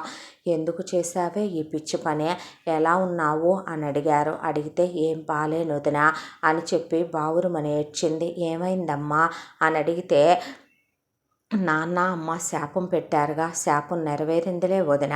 ఇక్కడికి వచ్చిన తర్వాత నేనేమీ సుఖపడట్లేదు. ఎందుకు ఈ పెళ్లి చేసుకున్నానో నాకే అర్థం కావటం లేదు. మోహన్ అర్థం చేసుకోడు. వాళ్ళమ్మ నాన్న నేను కట్నాలు తేలేదని నన్ను చెండుకు తింటున్నారు అని వీడియో కాల్లో చూసేపాటికి చందన్ని పేగులు కదిలిపోయినాయి వదినలకి. అసలు మేము చూస్తుంది ఆడపడుసునేనా అని పాపం వాళ్ళ మనసంతా అల్లకల్లోలం అయిపోయింది. దాంతో కడుపుతో ఉన్నానని చెప్తే ఎంత అయినా సరే వాళ్ళు ఇప్పటికీ పిల్లల్ని కల్లా వాళ్ళ మొగుళ్ళు కనే యాక్సెస్ వాళ్ళకి ఇవ్వలేదు. దాంతో ఇక నాకేమైనా 4 రూపాయలు ఉంటే సాయం చేయగలరా వదిన, లక్షలేం కాదు, ఏదైనా ఉంటే కనుక వేస్తారా, నెలకు చెరుకు 10,000, కడుపుకి ఇంత తినాలని ఉంది వదిన, పిండం ఆకలి ఆకలి అంటున్నట్టే ఉందనే పాటికి కళ్ళల్లో నీళ్లు తిరిగిపోయినాయి ఇద్దరికే. ఎలా బ్రతికిన బ్రతుకుని ఎలా చేసుకున్నావు చందన, అయినా మీ ఆడపడుచు వేరే వెళ్ళిపోమన్నప్పుడు వెళ్ళిపోయి ఉండాల్సింది కదా, వాళ్ళని వెళ్ళనిచ్చి ఉండాల్సింది కదా, ఎందుకు చేసుకున్నావే ఇలాగా, జరిగిపోయినాయి అన్నీ ఇప్పుడు మాట్లాడుకొని ప్రయోజనం ఏముందిలే వదిన. డాక్టరు సప్లిమెంట్లు రాశాడు, నీరసంగా ఉంటుంది, ఇంట్లో చాకిరి చేయలేకపోతున్నాను అనేసరికి ఆ మాటకి నీ మొగుడికి చెప్పొచ్చుగా, నమ్మడు వినడు అర్థం చేసుకోడు, ఇప్పుడు అవేవి మారవలే వదిన అనేసరికి సరేనని శుభ గీత చెరుకు 10,000 మాత్రమే వేయగలం, నువ్వు నగలు ఎత్తుకెళ్ళిన దగ్గర నుంచి మా దగ్గర మీ అన్నయ్యలు నగలు కూడా ఉంచట్లేదు, నగలన్నీ మావయ్య మళ్ళీ మొత్తం చేయించి మాకు ఇచ్చేశారు, మీ అన్నయ్యలు ఎత్తుకెళ్ళి అత్తయ్యకి ఇచ్చేశారు, అత్తయ్య లాకర్ నెంబర్ ఎవరికీ తెలియదని నీకు తెలుసుగా చందన, మేము వాడే డబ్బులకి ప్రతిదానికి మీ అన్నయ్యలు లెక్కలు అడుగుతారు, మమ్మల్ని ఏమీ అనకపోయినా కూడా. మా తమ్ముడు బర్త్డే అనో చెల్లి బర్త్డే అనో అమ్మా నాన్నల యానివర్సరీ అనో అత్తయ్యకి మామయ్యకి ఏమన్నా కొన్నామనో చీరలను షాపింగ్ అనో పార్లర్కనో మేము అంత ఎక్కువ డబ్బులు ఖర్చు పెట్టమని మేము కంజూస్ అని మీ అన్నయ్యలన్నా వాళ్ళకి ఏదో ఒకటి చూపించి లెక్క చెప్పాలి, కానీ నీ విషయంలో ఏం చేయాలి, సరే ఏదైతే అదైంది, మేమేదో ఒకటి అడ్జస్ట్ చేస్తాంలే, కానీ చెరుకు 10K వేసాం చూడు అని ప్రతి నెల వేస్తాము, కడుపు నిండా తిను ఫ్రూట్స్ అవే అని చెప్పారు వదినలో. ఆ తరువాత వరుణ్ కమల్ ఏంటి ప్రతి నెల 10,000 దేనికైనాయే అని అడిగితే అదా నేను పార్లర్లో కట్ చేయించుకున్న హెయిర్, ఏం మారింది హెయిర్ అంటే మారలేదా అని అడిగితే అదేంటే అరవింద సమేతలో లాగా వాడు కట్ చేశాననే చెప్పాడా, నువ్వు నిజంగా చేయించుకొచ్చావా అని వరుణ్ అడిగితే నువ్వు దేనికే 10,000 ఖర్చు పెట్టింది అన్నాడు కమల్. అది నెయిల్స్ పెట్టించాగా, నెయిల్స్ పెట్టించావా, నువ్వెప్పటి నుంచి నెయిల్స్ పెట్టిస్తున్నా, నెయిల్ పాలిష్లేగా వేసుకుంటావును, లేదు ఎవరో అన్నారని ఫ్రెండ్స్ బాగుంటాయని పెట్టించాను అని, ఏమైందే మీకు అని సావిత్రి అడిగితే చూడత్తయ్య 10,000 కూడా లెక్కలు అడుగుతున్నారు, లెక్కలు అడగట్లేదు మమ్మీ మేము, ఇవి 2 కంజూస్ కదా, దేనికి ఖర్చు పెట్టినాయి అని ప్రతిదీ మాకు చెప్తారుగా, ఊరికినే అడిగాం క్యాషువల్గా అంటే ఏమీ లేదు లేడీస్ థింగ్స్ అడగకూడదు అనేసి పాపం ప్రతి నెల వాళ్ళక్కడ ఎవరికిచ్చినా ఊరుకుంటారు, కానీ ఆడపడుచు అమ్మా నాన్నల్నే అంత వెన్నుపోట్లు పొడిచి అవమానాలు చేసి వెళ్తే ఇస్తే వాళ్ళ కాపురాలు కూలిపోతాయి, అయినా తెలియకుండా ప్రతి నెల డబ్బులు వేస్తూనే ఉన్నారు. ఇక చందన దొంగచాటుగా ఎవరికీ తెలియకుండా ఒకవైపున ఆఫీసులో మోహన్ని చూడకుండా ఆఫీసులో ఏదో ఒకటి తెప్పించుకొని తింటాం, అలాగే ఆఫీసు నుంచి విడివిడిగా వస్తారు కాబట్టి ఇద్దరు వచ్చేటప్పుడు ఏదో ఒకటి కొనుక్కొని ల్యాప్టాప్ బ్యాగులో పెట్టుకొని దాచుకొని రాత్రుళ్ళు మోహన్ కూడా నిద్రపోయాక దొంగచాటుగా తింటాం. దొంగ బ్రతుకైపోయింది చందనదే. నెలలు నిండాక మోహనే హాస్పిటల్కి తీసుకెళ్ళాడు. నొప్పులు వచ్చిన తర్వాత 10 నెలలు పని చేస్తూనే ఉంది. 5-6 సార్లు అత్త కాళ్ళు పట్టుకొని పని మనిషిని పెట్టుకుంటానని అడిగిందే. పుట్టింటి సీమంతాలు లేవు, అత్తింటి సీమంతాలు లేవు, ఏ చలవా లేదు ఒక ఆడదానికే. పుట్టింటిని తనే కాల్దన్నుకుంది, అత్తింటి వాళ్ళు ఆదరణ ఉన్నవాళ్ళు కాదు. దాంతో అందరి సీమంతాలు తన కళ్ళ ముందే జరుగుతున్నా కనీసం తనకు ఒక 1 డజను గాజులు వేసే దిక్కు కూడా లేదనే చందన ఎన్నోసార్లు తన మనసు కనిపించినా పైకి బయట పండించేది కాదు. మొగుడు మారితే అంతే చాలే అనుకునేదే. అయితే మేమేమి ఈ విడ్డూరాలు ఎక్కడా ఎరగలేదమ్మా. పని మనుషుల్ని పెట్టుకోవటం ఏంటి, కడుపుతో ఉండి చేయలేకపోతున్నాను అత్తయ్య అంటే, ఏం సాబవులే నువ్వు, నిన్నేవి మాయగమ్మి ఏ పెద్దమ్మోరు మింగేదిలే నిన్ను. ఏ మృత్యుదేవత వచ్చి నిన్ను నీ కూతుర్నో నీ కొడుకునో ఎత్తుకొని పోరలే. ఒకప్పుడు ఆడోళ్ళు స్తంభాలకి తాళ్ళు వేసుకొని ఊగేవాళ్ళంట ఈజీగా డెలివరీ అవ్వటం కోసం. ఆడవాళ్ళు ఇంకొక గంటలో డెలివరీ అవుద్దన్నంగా కూడా బాయిల్లో నీళ్లు తోడి ఇల్లంతా పని చేసుకొచ్చేవాళ్ళంట మండవాలో ఇళ్లల్లో గేదెల దగ్గర. నువ్వంత ఇదేం అయిపోవట్లేదులే కానీ నోరు మూసుకొని పని చేసుకో, తేలిగ్గా ప్రసవం అవుద్దని చెప్పి వదిలేసింది రత్నప్రభ. మోహన్కి చెప్పినా పట్టించుకోడని చందన అలాగే 10 నెలల దాకా పని చేసుకున్నాక నొప్పులు వస్తున్నాయి అత్తయ్య అంటే, మోహన్ వచ్చిందాకా పట్టించుకోకుండా సినిమాకి వెళ్ళిపోయారు రత్నప్రభ కామేశ్వరరావు. కొట్టుకొని చందన మోహన్కి ఫోన్ చేస్తే బ్లీడింగ్ కూడా అవటం స్టార్ట్ అయితే అప్పుడు వచ్చి అంబులెన్స్లో హాస్పిటల్లో తీసుకెళ్ళాడు. డాక్టరు కాస్త ఎర్లీగా తీసుకురావాల్సింది కదో అని చాలా కష్టం మీద కనలేకపోయింది చందన బలహీనంగా ఉండటం వల్ల. చాలాసేపటి తర్వాత చిన్నపాటి సర్జరీ జరిగిన తర్వాత పాపని ప్రసవించింది. పాపని ప్రసవించిన తర్వాత ఇక పాపను చూసుకోగానే మోహన్కి ఎక్కడా లేని ఆనందం కలిగిందే. తన బిడ్డ, తన తండ్రిని చేసిన బిడ్డని ఎత్తుకొని తెగ ముద్దులు పెట్టుకున్నాడు. అమ్మా నాన్నలకు ఫోన్ చేసి చెప్పగానే కొడుకు దృష్టిలో చెడైపోకూడదు కాబట్టి, వచ్చే నొప్పులు వచ్చినాయా, ఎప్పుడు నాన్న, మేము వెళ్ళేటప్పుడు కూడా బాగానే ఉంది కదరా అని మెలో డ్రామా ప్లే చేసి ఆ తర్వాత ఎంత చక్కగా ఉందో అచ్చు అక్క పోలికే అనేసింది రత్నప్రభ. అన్న తర్వాత కాదే నీ పోలికే అన్నాడు కామేశ్వరరావు. తెల్లగా చూసావా, నీలా నాలా ఎట్ట పుట్టిందో పిల్ల అనుకున్నారు. చందన పాపను తీసుకొని ఇంటికి వచ్చింది. ఇంటికి వచ్చిన తర్వాత కూడా తన పనులు తను చేసుకోవాల్సిందే. ఒకవైపున ఆఫీసులో మెటర్నిటీ లీవ్ లేదు తనకే. ఇక పాపని తనే చూసుకోవాలి, ఇంటి పనులు తనే చేసుకోవాలి. మోహన్ కాసేపు పాపని ట్యూషన్ చెప్తూనే ఒళ్ళో కూర్చోబెట్టుకుంటాడు. ఇక పాలు ఇచ్చుకోవాలి పిల్లకి. పాలు ఇద్దామంటే బలహీనంగా ఉండటం వల్ల పాలు రావటం లేదు. హెల్దీ ఫుడ్ తినాలనేమో డాక్టర్లు చెప్తే, ఒకవైపున ఉదయంలో డబ్బులేసినా ఇక ఆ డబ్బులతోనే తింటం అయిపోతుంది. పిల్లకి 3వ నెల 4వ నెల వయసు పెరగటం మొదలైందే. పాల డబ్బాలకు కూడా పాలు లేక ఉదయంలు ఇచ్చిన డబ్బుల్లో నుంచే పిల్లకి పాల డబ్బాలు, ఆ తర్వాత సెర్లెక్కులు తెచ్చుకుంటుంటే అది ఎవరితో కులికి తెచ్చుకుంటుందో మనకెందుకో అని రత్నప్రభ అసలుకే రూపాయి ఇవ్వటం మానేసిందే. పిల్లకి కావలసిన డైపర్ల దగ్గర నుంచి పిల్లకి కావలసిన ప్రతి ఒక్కటి కూడా చందనే చూసుకోక తప్పట్లేదు. ఆఫీసులో ఓవర్ టైం చేయాల్సి వస్తుంది. ఇంట్లో పిల్లని నేను చూడలేను, నా వల్ల కాదు అనేసింది రత్నప్రభ. దాంతో పిల్లని డే కేర్లో వదిలిపెట్టి ఇక మోహన్తో పాటు ఆఫీస్కి వెళ్ళి వచ్చేటప్పుడు పిల్లని తెచ్చుకునే వాళ్ళు ఇద్దరు.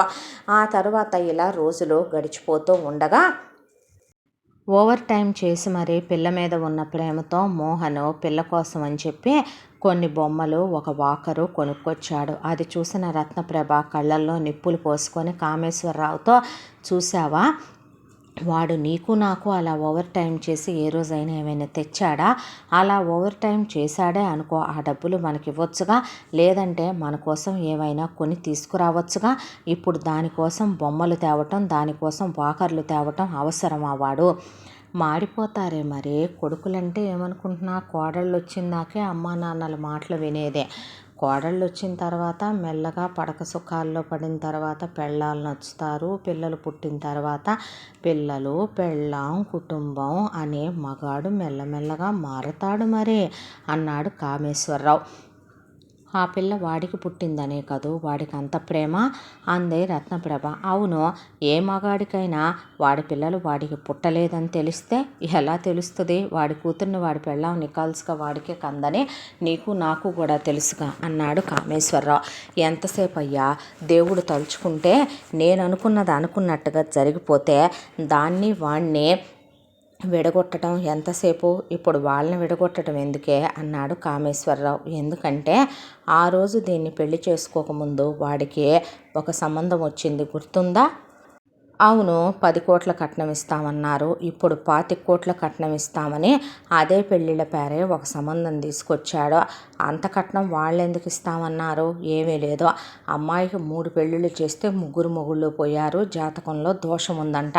మొదటి మొగుడికి ఒకళ్ళు, రెండో మొగుడికి ఒకళ్ళు, మూడో మొగుడికి 2, 4 పిల్లలు ఉన్నారు దానికి.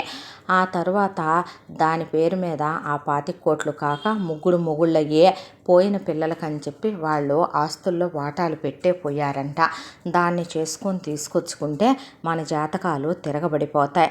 ఇదంటూ ఉన్నంత వరకు వాడెందుకు చేసుకుంటాడే అన్నాడు కామేశ్వరరావు. చేసుకుంటాడు చూడు, చేసుకునేలా చేస్తే అయిపోలే. ఎలా అయిపోద్ది? ఆ పిల్ల వాడికి పుట్టలేదని తెలిస్తే ఆ పిల్ల మీద వాడి ప్రేమ విరిగిపోద్ది. ఆ తరువాత వాడికి ఆ పిల్ల పుట్టినప్పుడు దాని మీద వాడికి ఇంకేం ప్రేమ ఉంటుందయ్యా? ఏందో నువ్వు చెప్పేది నాకు అర్థం కావట్లేదు అన్నాడు కామేశ్వరరావు. జరిగేది చూడు అంది రత్నప్రభ.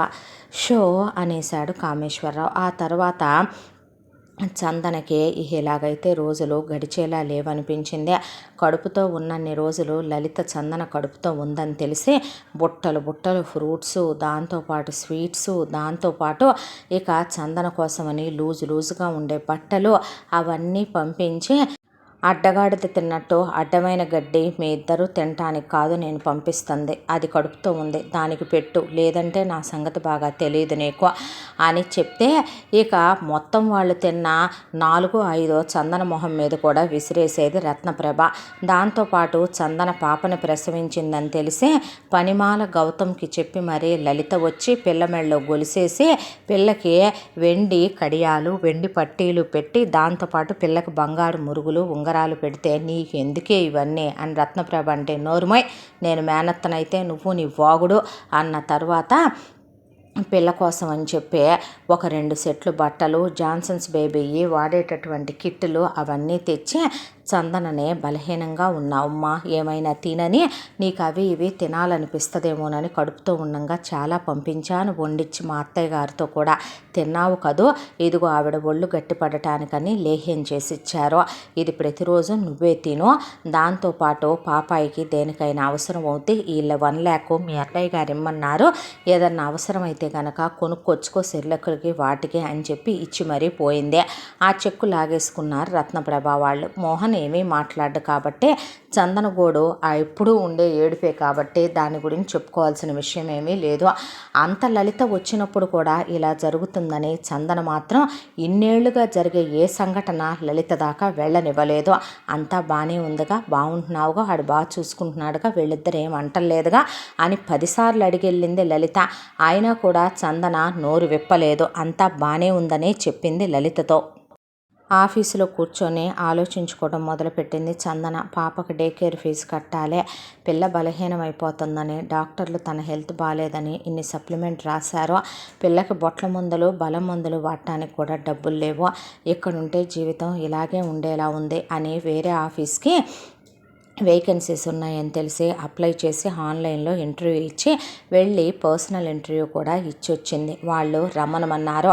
స్టార్టింగ్ శాలరీయే 1 lakh ఇస్తామని చెప్పారు. దాంతో మోహన్తో నేను ఆఫీస్ మారదాం అనుకుంటున్నాను అని చెప్తే ఎందుకు ఇక్కడ బాగానే ఉందిగా అన్నాడు మోహన్. అలా కాదు, ఇక్కడ మీద అక్కడ ఒక 5,000 శాలరీ పెరిగింది, దానికి తోడు ఇక్కడ మీద అక్కడ వర్కింగ్ టైమ్స్ కూడా తక్కువ, కాస్త పాపను చూసుకోవటానికి కూడా టైం కుదిరితే ఓవర్ టైం చేస్తే కాస్త ఇక్కడ మీద అక్కడ 4 రూపాయలు ఇస్తామన్నారు అని చెప్పింది చందన. సరే అలాగైతే నీ ఇష్టం అన్నాడు మోహన్. వెళ్ళి కొత్త ఆఫీసులో జాయిన్ అవుదాం అనుకుంటే అక్కడ ఉన్న సుపీరియర్ని కలవమని చెప్పారు. అక్కడ వాళ్ళు వెళ్ళి అక్కడ అతన్ని కలిసి మాట్లాడదాం అనుకుంటే తీరా అక్కడికి వెళ్ళిన తర్వాత హాయ్ అని పలకరించింది చందన. పలకరిస్తే తలెత్తి చూశాడు అక్కడున్న అబ్బాయే. తలెత్తి చూసి ఎలా ఉన్నావు అరుణ్ అని అడిగితే బాగున్నాను, నువ్వెలా ఉన్నావు అన్నాడు. అంటే బాగున్నాను ఏంటిలా అన్నాడు. ఏం లేదు, ఈ జాబ్కి అప్లై చేశాను అన్న తర్వాత అవునా మ్యారేజ్ అయిందంటగా ఎలా ఉన్నావు అని అడిగాడు. అడిగితే అయిపోయింది, తన పేరు మోహన్, విన్నాను, పిల్లలా అని అడిగాడు. అవును ఒక పాప. అవునా అన్న తర్వాత ఎలా ఉన్నావు ఇప్పుడు? బాలేను అని చెప్పింది. ఏమైంది అన్నాడు అరుణ్. ఏమైందంటే తన గోడు మొత్తం ఎల్లబోసుకొని చెప్పుకుంది అరుణ్కి. ఇంతకీ ఈ అరుణ్ ఎవరు అంటే చందన వాళ్ళ పెద్దన్నయ్య వరుణ్కి ఫ్రెండ్. ఒకప్పుడు వీళ్ళింటికి రెగ్యులర్గా వచ్చేవాడు. దానికి తోడు వీళ్ళ అన్నయ్యలిద్దరు ఫ్రెండ్స్ అందరూ చందనకి తెలుసు. వీళ్ళ వదినలిద్దరూ వీళ్ళ అన్నయ్యల క్లాస్మేట్లే, ప్రేమించి పెళ్లి చేసుకున్నారు వాళ్ళు. అప్పుడు వచ్చినప్పుడు అరుణ్ చందన కోసం చాక్లెట్లని అవని ఇవని తెచ్చిచ్చేవాడు. చందన అంటే అరుణ్కి చాలా ఇష్టం. చందననే అప్పట్లోనే పెళ్లి చేసుకుందాం అనుకున్నాడు. అదే విషయం అడుగుదామంటే అప్పుడు తను చిన్నది, చదువుకుంటుంది. చదువు అయిపోయిన తర్వాత అడగొచ్చులే, మన కళ్ళ ముందున్న అమ్మాయే ఎక్కడికి వెళ్ళుద్ది అనుకునే చందననే చాలా గారం చేసి చాలా డౌట్లున్నాయి, అయ్యున్నాయి ఇయున్నాయి అని అంటే కూర్చోబెట్టి ఎక్స్ప్లెయిన్ చేసి చాలా చనువుగా వాళ్ళ ఇంట్లో ఒక అబ్బాయిలా తిరిగేవాడు. ఎప్పుడైతే చందన ఇలా మోహన్ని ప్రేమిస్తోందనే విషయం వరుణ్ ద్వారా విన్నాడో మనసు ముక్కలైపోయింది అరుణ్కే. ఆ తర్వాత చందనకి ఇంట్లో వాళ్ళు సంబంధాలు చూడటం, అవి కాదని చందన లేచిపోవటం, ఇవన్నీ జరిగిన తర్వాత అరుణ్కి భార్య వింధ్యతో పెళ్ళైపోయింది. వింధ్యకి జరిగిన విషయాలు ఏవి దాయకుండా మొత్తం చెప్పాడు అరుణ్. వింధ్య నవ్వేసి అసలు ఇందులో ఏముందని మీరు నాకు చెప్పటానికి అంది. వింధ్య చాలా మంచి అమ్మాయి. నిజం చెప్పాలంటే ఇప్పుడు అరుణ్ మనసులో చందన మీద ఏమీ లేదు. అసలు ఆమె పట్ల ఇప్పుడు ఇంత జరిగి ఇంత చెప్పిన తర్వాత జాలి తప్ప ఏమీ వేయలేదు. దాంతో జాగ్రత్తగా జాబ్ చేసుకో, నేనున్నానుగా చూసుకుంటానులే అని చెప్పాడు. చెప్పి వెళ్ళి వింధ్యకి ఈ విషయం చెప్తే వర్కింగ్ టైమ్స్ కాస్త తగ్గించవచ్చు కదా, అరుణ్ చిన్న పాప ఉంటుంది అంటుంది కదా అన్న తర్వాత అరుణ్ వైఫ్ ప్రెగ్నెంట్ అయిందనే విషయం తెలిసి వాళ్ళింట్లో వాళ్ళంతా చాలా హ్యాపీగా ఫీల్ అయ్యారు. అప్పుడే ఫ్రెండ్ చెల్లెలు అనేది ఒకటి, ఒకప్పుడు తను పెళ్లి చేసుకుందాం అనుకున్న అమ్మాయిని ఒకటే, మొగుడు బాధలు పెడుతున్నాడు, అత్తమామల దగ్గర నరకాలు పడుతోంది అనే జాలితో మరొకటి, భార్య అడిగిందని ఇంకొకటి. దాంతో ఇక చందనకి చాలా వరకు వర్క్ లోడు ఎక్కువ ఇచ్చేవాడు కాదు అరుణ్. దానికి తోడు తన పెర్ఫార్మెన్స్ బాగుందని చెప్పడంతో చందనకి ప్రమోషన్స్ వచ్చినాయి, శాలరీల్లో హైకులు వచ్చినాయి. ఆ హైకుల డబ్బులు కానీ, ప్రమోషన్ వచ్చిన తర్వాత పెరిగిన శాలరీ కానీ, అంతకుముందు తను పనిచేసే చోట తన జీతం 70,000 అయితే ఇక్కడికి వచ్చాక 75 చెప్పింది మోహన్కే. తన శాలరీ 1,00,000 రూపాయలని కానీ బయటికి రానివ్వలేదు. ఆ డబ్బులన్నీ బ్యాంక్ అకౌంట్లో వేసుకుని పాపకి ఏదన్నా తినాలనుంటే తినిపించి, హాస్పిటల్ తీసుకెళ్లాలంటే చూపించి, టీకాలు వేయించాలంటే వేయించి, పిల్ల కోసం బట్టలు కొని, తనకేదన్నా తినాలంటే తినే, తనేదన్నా బట్టలు కొనుక్కోవాలంటే శానిటరీ నాప్కిన్ల దగ్గర నుంచి ఆ ఇంట్లో ఎవడూ పట్టించుకోడు కాబట్టి కొనుక్కొని కాస్త ఆ విషయాలేవి బయటికి రానిచ్చేది కాదు చందన. దాంతో ఏంటంటే మోహన్ దగ్గర ఆ విషయం దాచిపెట్టేసిందే. ఇక మోహన్కి అస్సలు తెలియదు చందన జీతం ఇంత అని, ఇలా అని, ఈ విషయాలేమీ కూడా చెప్పాలని కూడా అనిపించలేదు. ఆ తర్వాత ఒక రోజున వర్షం పడుతుంటే చందన అలా నిలబడి ఉంది. బయట నిలబడి ఉంటే అరుణ్ వెళ్తూ ఏంటి చందన ఇక్కడున్నావు అని అడిగితే ఏమీ లే, వర్షం పడేలా ఉంది, ఆఫీస్ క్యాబ్ ఏమో వెళ్ళిపోయింది, ఎందుకున్నావు ఇప్పుడు దాకా అంటే ఓవర్ టైం చేస్తున్నాను రోజు. ఎందుకో తెలిసినేగా నా కష్టాలు, 4 రూపాయలుంటే పాపకు దేనికో దానికి ఉంటాయని, సరేరా నేను అట్నుంచే వెళ్తున్నాను డ్రాప్ చేస్తానని ఆ ఒక్కరోజు మాత్రం చందనని అరుణ్ డ్రాప్ చేశాడు. డ్రాప్ చేస్తే డే కేర్ సెంటర్ దగ్గరికి వెళ్ళి పాపను తీసుకొని కారు ఎక్కి ఆ తర్వాత ఇంటి దగ్గరికి వచ్చి లోపలికి రమ్మనమంది అరుణ్నే. వద్దు నేను వెళ్ళిపోతాను అని చెప్పి బయటే దించేసి వెళ్ళిపోయాడు. ఆ తర్వాత ఏంటి లేట్ అయింది అని అరుణ్ వైఫ్ అడిగితే ఇలా డ్రాప్ చేసి వచ్చానని చెప్పాడు. ఓహో అన్నాక వింధ్య ఎప్పటి నుంచో కడుపుతో ఉన్నప్పుడు ట్రిప్పుకు వెళదామని అడుగుతోందని చెప్పి అరుణ్ ట్రిప్పుకు తీసుకెళ్ళాడు వింధ్యని. అయితే చందన కూతురు పుట్టినరోజు దగ్గరలో ఉందని చందన లీవ్ అడిగి ముందే అరుణ్నే. అదే మాట వింధ్య ఫోన్లో విని వెళ్తామా పుట్టినరోజుకి అందే. లేదురా నాకంత టైము లేదు, ఇంట్రెస్టు లేదు అన్నాడు. అయితే సరే అని వింధ్య కాస్ట్లీ ఫ్రాక్ ఒకటి పాప కోసం కొని మనం వెళ్ళినా వెళ్ళకపోయినా తనైతే నిన్ను రమ్మనమని ఆ రోజు చెప్పుద్దు కదా, ఇది గిఫ్ట్ చేయని అరుణ్కి ఇచ్చిందే. పాప కోసం వింధ్య తీసుకుందని చెప్పే ఇచ్చాడు అరుణ్ చందనకి ఆ డ్రెస్సు. అయితే చందన అదే డ్రెస్సు పాప పుట్టినరోజు నాడు కాస్ట్లీదని వేసిందే. ఆ తర్వాత అరుణ్ వైఫ్కి సీమంతం. అందరినీ పిలిచినట్టే చందనను కూడా పిలిచాడు. పిలిస్తే పాపను తీసుకొని సీమంతానికి వెళ్ళిందే. వెళ్తే అక్కడికి సావిత్రి, నారాయణ ప్రసాద్, వరుణ్, కమల్, శుభ, గీత కూడా వచ్చారు. అక్కడికే వస్తే అమ్మా నాన్నల్ని పలకరించింది. వాళ్ళు మొహం పక్కకు తిప్పుకొని నుంచున్నారు. అన్నయ్యల్ని పలకరించింది. వాళ్ళు మాట్లాడలేదు. ఏంటిది అన్నారు వరుణ్, కమల్. అంటే తన ఆఫీసులో వర్క్ చేస్తుందిరా కొలీగ్ అని పిలిచాను.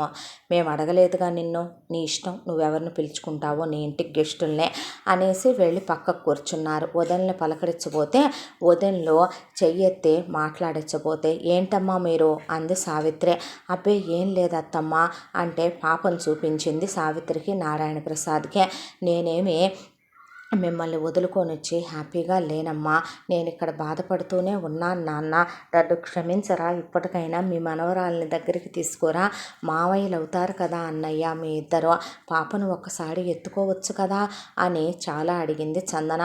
ఇంకాసేపు ఉందామనుకున్న వాళ్ళు కూడా తెచ్చిన గిఫ్ట్ అరుణ్ భార్య ఒళ్ళు పెట్టేసి ఆ తర్వాత వెంటనే వాళ్ళక్కడి నుంచి మనసంతా ముక్కలైపోయి జరిగినవన్నీ గుర్తొచ్చి చిన్నప్పటి నుంచి కూతుర్ని చిన్న దెబ్బ వేయకుండా పెంచటం, గుండెల మీద పెట్టుకొని పెంచటం, ఫ్రీడమ్ ఇచ్చి పెంచటం, తను ఏది కావాలంటే అది కాళ్ళ ముందు ఉంచటం, తమని అంత దెబ్బ కొట్టి వెళ్ళటం. దాంతో సావిత్రి, నారాయణ ప్రసాద్కి మనసంతా అల్లకల్లోలమైపోయి అన్నలకే చిన్నప్పటి నుంచి కలిసి పుట్టి పెరిగారాయా.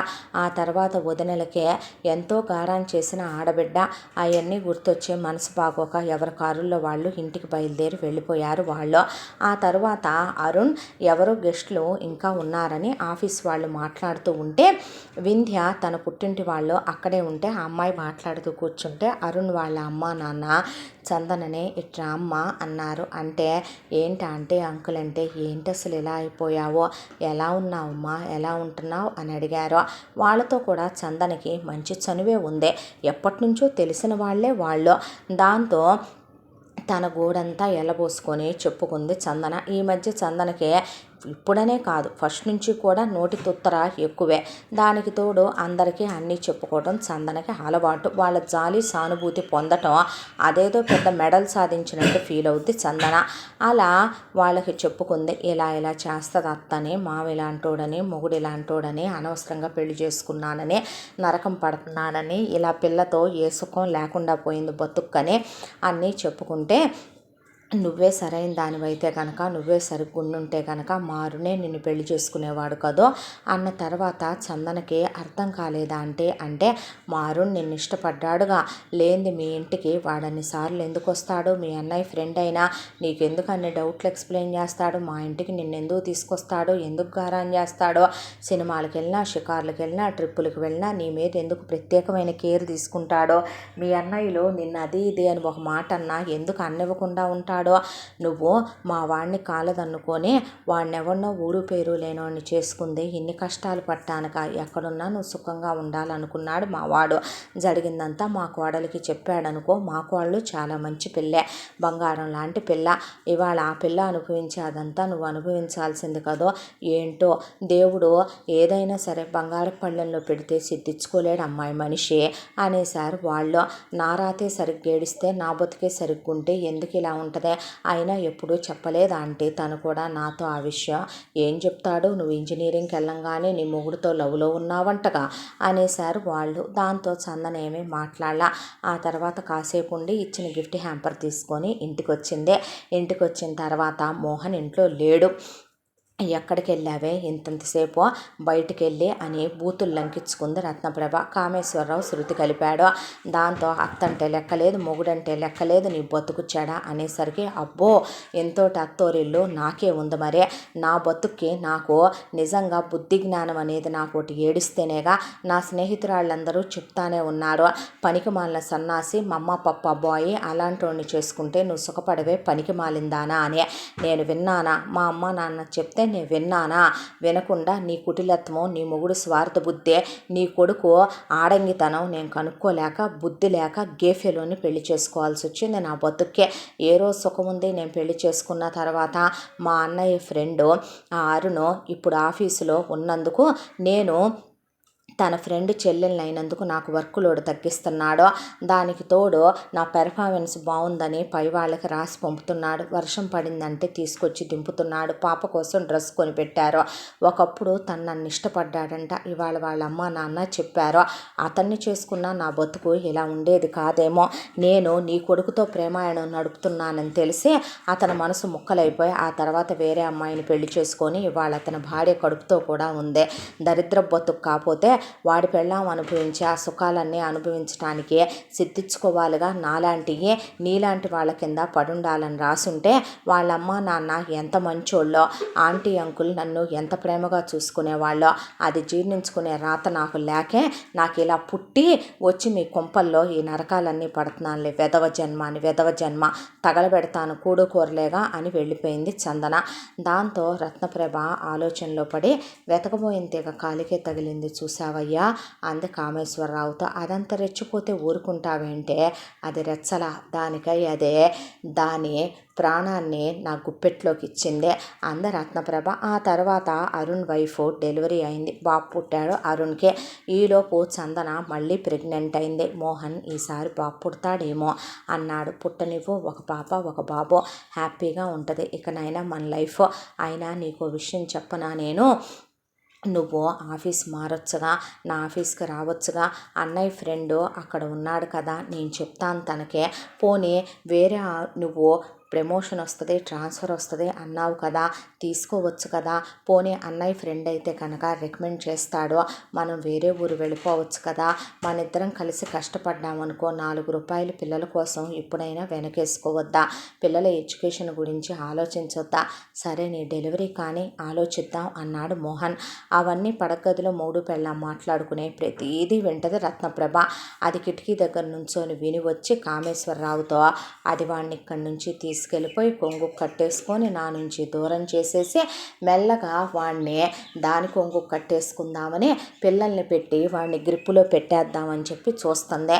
నేను అనుకున్న 25 కోట్ల కళ ఎలా నెరవేరుద్ది ఇవన్నీ చేస్తూ కూర్చుంటే అని రత్నప్రభ ఆలోచించడం మొదలుపెట్టింది. ఆ తర్వాత చందనకి నెలలు నిండటం మొదలైతే అరుణ్ చందనని పిలిచి, నువ్వు లీవ్ తీసుకోవచ్చు కదా, ప్రెగ్నెంట్గా ఉండి కూడా ఎందుకు రావటం అన్నాడు. ఆ మాటకి అంటే లీవ్ ఉంటుందా అంది. ఎందుకు ఉండదు, లీవు ఇక్కడ మెటర్నిటీ లీవు శాంక్షన్ చేస్తారు, నీకు ఆ టైంలో కూడా శాలరీ వస్తుంది, నువ్వు వెళ్ళి లెటర్ రాసి తీసుకురా, నేను లీవ్ శాంక్షన్ చేస్తాను అని చెప్పాడు. చెప్తే హాయ్ అయితే ఇంకాస్త ఎక్కువ టైం ఉండి పాపను చూసుకోవచ్చులే, నేను కూడా పాపకి ఇప్పుడు కేర్ సెంటర్లో వేసే పని కూడా లేదులే అని చెప్పిన తర్వాత ఇక అరుణ్ చందన వెళ్ళిపోతుంది అని తెలిసి వెళ్ళేటప్పుడు వింధ్య ఆఫీస్ దగ్గరకు వచ్చి చందనని వెంట పెట్టుకొని తీసుకెళ్ళి ఫ్రూట్ బాస్కెట్స్ అలాగే పాప కోసం కొన్ని చాక్లెట్లు అవి కొనిచ్చి మొగుడు పెళ్ళాం అక్కడ ఇంటి దగ్గర దింపేసి వెళ్ళిపోయారు చందనని పాపని. అవన్నీ తీసుకొని పైకి వస్తే ఎక్కడ ఇవి అని అడిగింది రత్నప్రభ. ఇలా అన్నయ్య ఫ్రెండు వాళ్ళ ఆవిడ కలిసి కొనిచ్చారులే అని చందన వాటన్నిటిని తీసుకొని లోపలికి వెళ్ళిపోయింది. లలితకి మళ్ళీ కడుపుతో ఉందని తెలిసి చందన లలిత ఒకవైపున యాపిల్స్ బాక్సులు, గ్రేప్స్ బుట్టలు ఇవన్నీ పంపించడం మొదలుపెట్టింది. ఆ తర్వాత చందనకి ఎప్పట్లానే సీమంతాలు లాంటి వైభోగాలు ఎటు చందన రాతలో లేవు కాబట్టి చందనకి నెలల నిండి 9వ నెల దగ్గర పడిపోవటం మొదలైంది. అప్పుడు ప్రతిరోజున కూడా మోహన్ వాళ్ళ అమ్మ నాన్నలు వాటర్ బాటిల్ ఎత్తుకెళ్ళారా లేదా, పాలు తాగారా లేదా అని కనుక్కొని కాసేపు వెళ్ళి కూర్చొని వాళ్ళ అమ్మ నాన్న కాళ్ళకి దండం పెట్టుకొని కాళ్ళకి కొబ్బరి నూనె రాసి వాళ్ళ నాన్నకి మోకాళ్ళకి ఆయింట్మెంట్ రాసి కాసేపు వాళ్ళమ్మ తలొత్తి ఏళ్ళొత్తి వాళ్ళమ్మ నాన్న దగ్గర గారాలు పోయి వాళ్ళకి దుప్పటి కప్పి వేసి లైట్ డిమ్లో పెట్టి ఫ్యాన్ వేసి వస్తాడు. అలాగే ప్రతిరోజు లాగానే వెళదాం అనుకుంటే అమ్మా నాన్న వాటర్ బాటిల్ మర్చిపోయినట్టున్నారని ఫ్రిడ్జ్లో ఫుల్గా ఫిల్ చేసి పెట్టున్నాయి బాటిల్స్ అన్నీ. ఒక బాటిల్ తీసుకొని వెళుతుంటే కొడుకు కాళ్ళ అలికిడి శబ్దం. కొడుకు ఫ్రిడ్జ్ తీసిన దానికి కోడలు తీసిన దానికి శబ్దాలు తేడా ఉంటాయి కాబట్టి కొడుకు వస్తున్నాడని గ్రహించిన రత్నప్రభ కానీ అంది కామేశ్వరరావునే. అనేసరికి మొదలుపెట్టారు ఇద్దరూ కలిసే. మోహన్ వెళ్ళేవాడల్లా కడుపు చించుకుంటే కాళ్ళ మీద పడుద్దని, నా బిడ్డ బతుకేమైపోద్దోనని నాకు భయంగా ఉందయ్యా అంది రత్నప్రభ. అనేసరికి ఏదో పెద్ద రహస్యాన్ని వింటున్నట్టుగా కిటికీ పక్కన నుంచున్నాడు మోహన్. ఏమైందే అంత బాధపడుతున్నావు, ఎప్పుడూ లేందే అన్నాడు కామేశ్వరరావు. అనేసరికి బావురుమని ఏడ్చి రత్నప్రభ కామేశ్వరరావును పట్టుకొని కుదిపేసిందే. ఏమైంది రత్నం, ఎందుకే అంత ఏడుస్తున్నావు అంటే, నా కొడుకు జీవితం ఏమైపోద్దోనని నాకు దిగులు పట్టేసుకుంటుందయ్యా అనేసరికి, ఏం జరిగిందే, నీకు ఎలా చెప్పాలో కూడా నాకు అర్థం కావటం లేదు. నేను మగాళ్ళ దాకా ఈ విషయాన్ని తీసుకెళ్లే ఆడదాన్ని కాదు, కానీ నీకు కూడా చెప్పుకోకపోతే గుండె పగిలి చచ్చిపోతానేమోనని చెప్పుకుంటున్నాను. మన వరకు మన ఆడపిల్లని మనం ఎంత పద్ధతిగా పెంచితే అల్లుడు తీసుకెళ్ళి వాడు కిరాతకుడు అనుకో, మన బిడ్డను నరకాలు పెడుతున్నా చిత్రహింసలు పెడుతున్నా మన బిడ్డ కాబట్టి అక్కడ సంసారం దిద్దుకొచ్చేస్తుంది. అలాంటి ఆడపిల్లల్ని చూశాను నేను. ఇప్పుడు కోడలికి ఏమొచ్చిందా, అది ఉద్యోగం మారింది చూసావా. ఎందుకు మారింది అనుకుంటున్నావు, నేను ఫోనుల్లో అన్నీ వింటూనే ఉన్నా. వెర్రి నాగన్న మనోడు, పిచ్చి నాగన్న మనోడు ప్రేమించింది కదా అని దాన్ని నమ్మేశాడు. దానమ్మ బాబులు రూపాయి ఆస్తి దీనికి పెట్టకుండా మొత్తం కొడుకులకి దోచిపెట్టడానికే. ఇది కూడా వాళ్ళల్లో మనిషి అయ్యి కలిసి చెప్పుకున్నారో ఏమో, ఆ నగల బడికి తీసుకొని బయటకి తప్పుకొని వచ్చినట్టుగా వచ్చేసింది ఇది. ఇక ఆ తర్వాత ఇక్కడికి వచ్చాక నేను ఆ రోజు కొట్టాననే దాంతో మన బయటికి వెళ్ళనివ్వకుండా ఇక్కడే ఉంచినట్టు ఉంచి మనోడి దగ్గర మార్కులు కొట్టేసి ఆ తర్వాత కడుపు వచ్చిందని చెప్పింది. కళ్ళల్లో పెట్టుకొని చూసుకున్నా. మళ్ళీ ఇప్పుడు కడుపుతో ఉంది. కాలు కింద పెట్టనివ్వకుండా చూసుకుంటున్నా. అయినా ఆ అమ్మాయికి విశ్వాసం లేదయ్యా, మంచి చెడు లేదు. ఏమైందే, అసలు ఆ కడుపులు మనోడికే వచ్చినాయి అంటావా, ఆ పిల్లలు మనోడికే పుట్టారంటావా. చిన్నప్పుడు మనోడు ఒకసారి ఎత్తు మీద నుంచి కింద పడ్డాడు, నీకు గుర్తుందా. అవును పడ్డాడు. అప్పుడు డాక్టర్ దగ్గరికి తీసుకెళ్తే మీ అబ్బాయి సంసారం చేయటానికి పనికొస్తాడు కానీ పిల్లలు పుట్టరేమో మీ అబ్బాయికి సంతాన యోగం లేదు, ఒకవేళ పుట్టినా సరే మీ అబ్బాయికి వెంటనే పుట్టరు అన్నాడు డాక్టర్. అలాంటిది వెంటనే దీనికి కడుపులు ఎలా వచ్చినాయి. అలాగే ఇంకో విషయం తెలుసా, ఇది పనిచేసే ఆఫీసులో అరుణ్ అనేవాడు ఒకడున్నాడు. వాడు అక్కడ ఉన్నాడు కాబట్టే ఇది మనోడి ఆఫీసు నుంచే అక్కడికి మార్చేసుకుందనుకుంటాను ఉద్యోగం.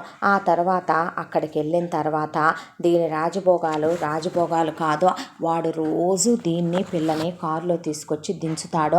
ఆ పిల్ల కోసం అని చెప్పి గౌన్లు కొని పంపాడు. వాడు పంపిన గౌనే పుట్టినరోజుకి వేసిందే.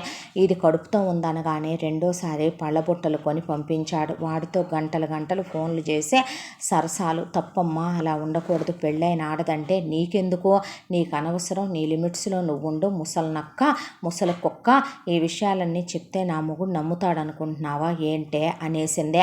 అసలు ఆ పిల్ల అంత ఎత్తు ఎలాగైంది నాకు అర్థం కావటం లేదు. మనోడు ఎత్తు కాదు, నేనెత్తు కాదు, నువ్వెత్తు కాదు, అలాంటిది పుట్టిన పిల్ల అంతెత్తు ఎలాగైందయ్యా. అలాగే అసలు నాకు అర్థం కాని విషయం, దీని కడుపులో ఉన్న పిండం మనోడిదా లేకపోతే వాడిదా, ఎలా వచ్చింది కడుపు, వాడికంత ఇష్టం వాడికంత ప్రేమ లేకపోతే లీవ్ ఇచ్చేలా దీన్ని పంపటం ఏంటి, లీవులు ఇచ్చినప్పుడు కూడా జీతాలు వస్తున్నాయని అబద్ధాలు చెప్పుద్దే. నీకు ఒక విషయం తెలుసా, ఎక్కడి నుంచి ఇయ్యని బయట నుంచి కొనుక్కొస్తుంది, అన్నీ వాడిచ్చే కదూ పంపించేదే. వామ్మో, ఎలాంటి ఆడవాళ్ళు ఉన్నారో ప్రపంచంలో. నా కొడుకు జీవితం నిట్ట నిలువున నాశనం అయిపోయిందే. చివరికి తిరుగుబోతాడదాన్ని నా కొడుక్కిచ్చి చేసుకోవాల్సిన రాత పట్టిందే. ఈ విషయమే నా కొడుక్కి చెప్తే వాడు గుండె పగిలి చచ్చిపోతాడు. వాడి కాపురం ఎటూ కాకుండా పోద్దే. ఆ పిల్లల మీద వాడు ప్రాణమే పెంచుకున్నాడు. ఏమైపోద్దో ఏంటో వాడి బతుకు అని అంటూ ఉండగానే ధడేల్మని మోహన్ తలుపులు తీసుకొని లోపలికి వచ్చాడు. ఎప్పుడు వచ్చావు నాన్న, ఏమైంది, ఎంతసేపు అయింది నువ్వొచ్చే అని కళ్ళు తుడుచుకుంటున్నట్టుగా పక్క తిరిగింది రత్నప్రభ.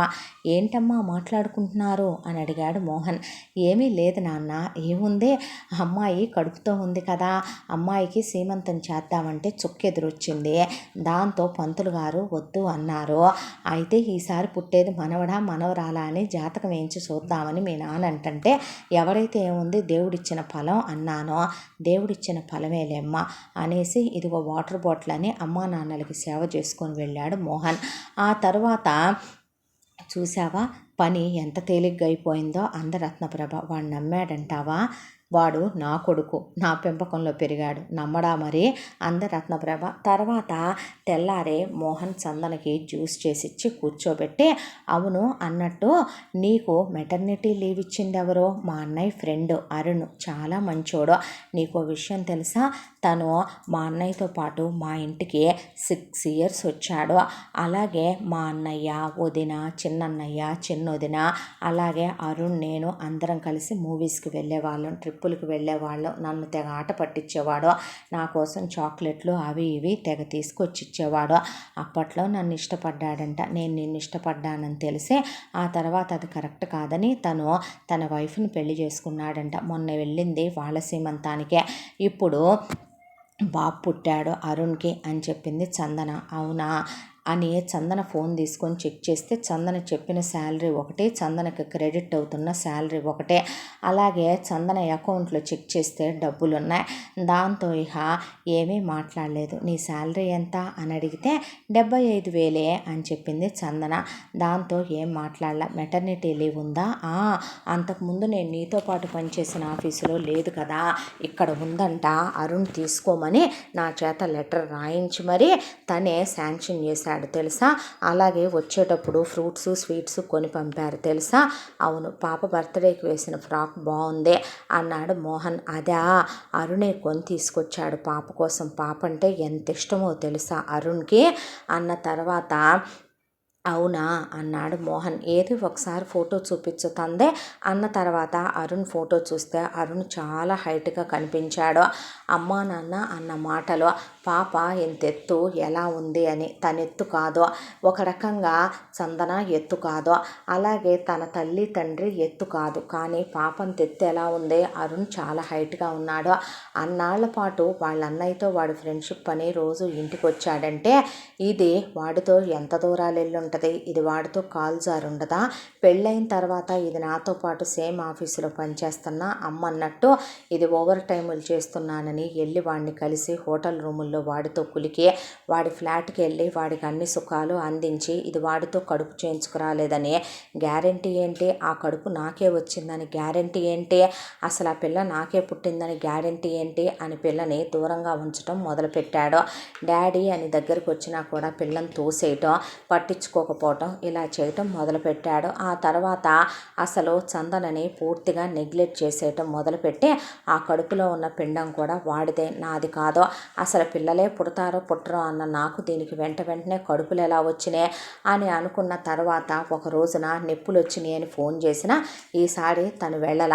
అంబులెన్స్కి తనే ఫోన్ చేసుకొని వెళ్ళింది డాక్టర్ దగ్గరికి. చందన డెలివరీ అయింది, బాబు పుట్టాడు. బాబు చామన ఛాయలో ఉన్నాడు. అరుణ్ తెల్లగా ఉండడు, చామన ఛాయలో ఉంటాడు.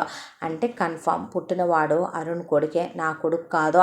కాబట్టే నా కలర్ రాలేదు. వాడు మేమందరం తెల్లగా ఉంటే మా అక్క, అమ్మ, నాన్న, నేను, చందన వీడెలా పుట్టాడు ఇలాగా? అదేమో హైట్ వచ్చింది, అది వాడిది. వీడేమో చామన్ సాయి ఇచ్చాడు, అంటే కలర్ అరుణ్ గాడిది. ఇది కాలు జారింది, తప్పు చేసింది, నీతి మాలిందే అని హాస్పిటల్ నుంచి వచ్చేసాడు.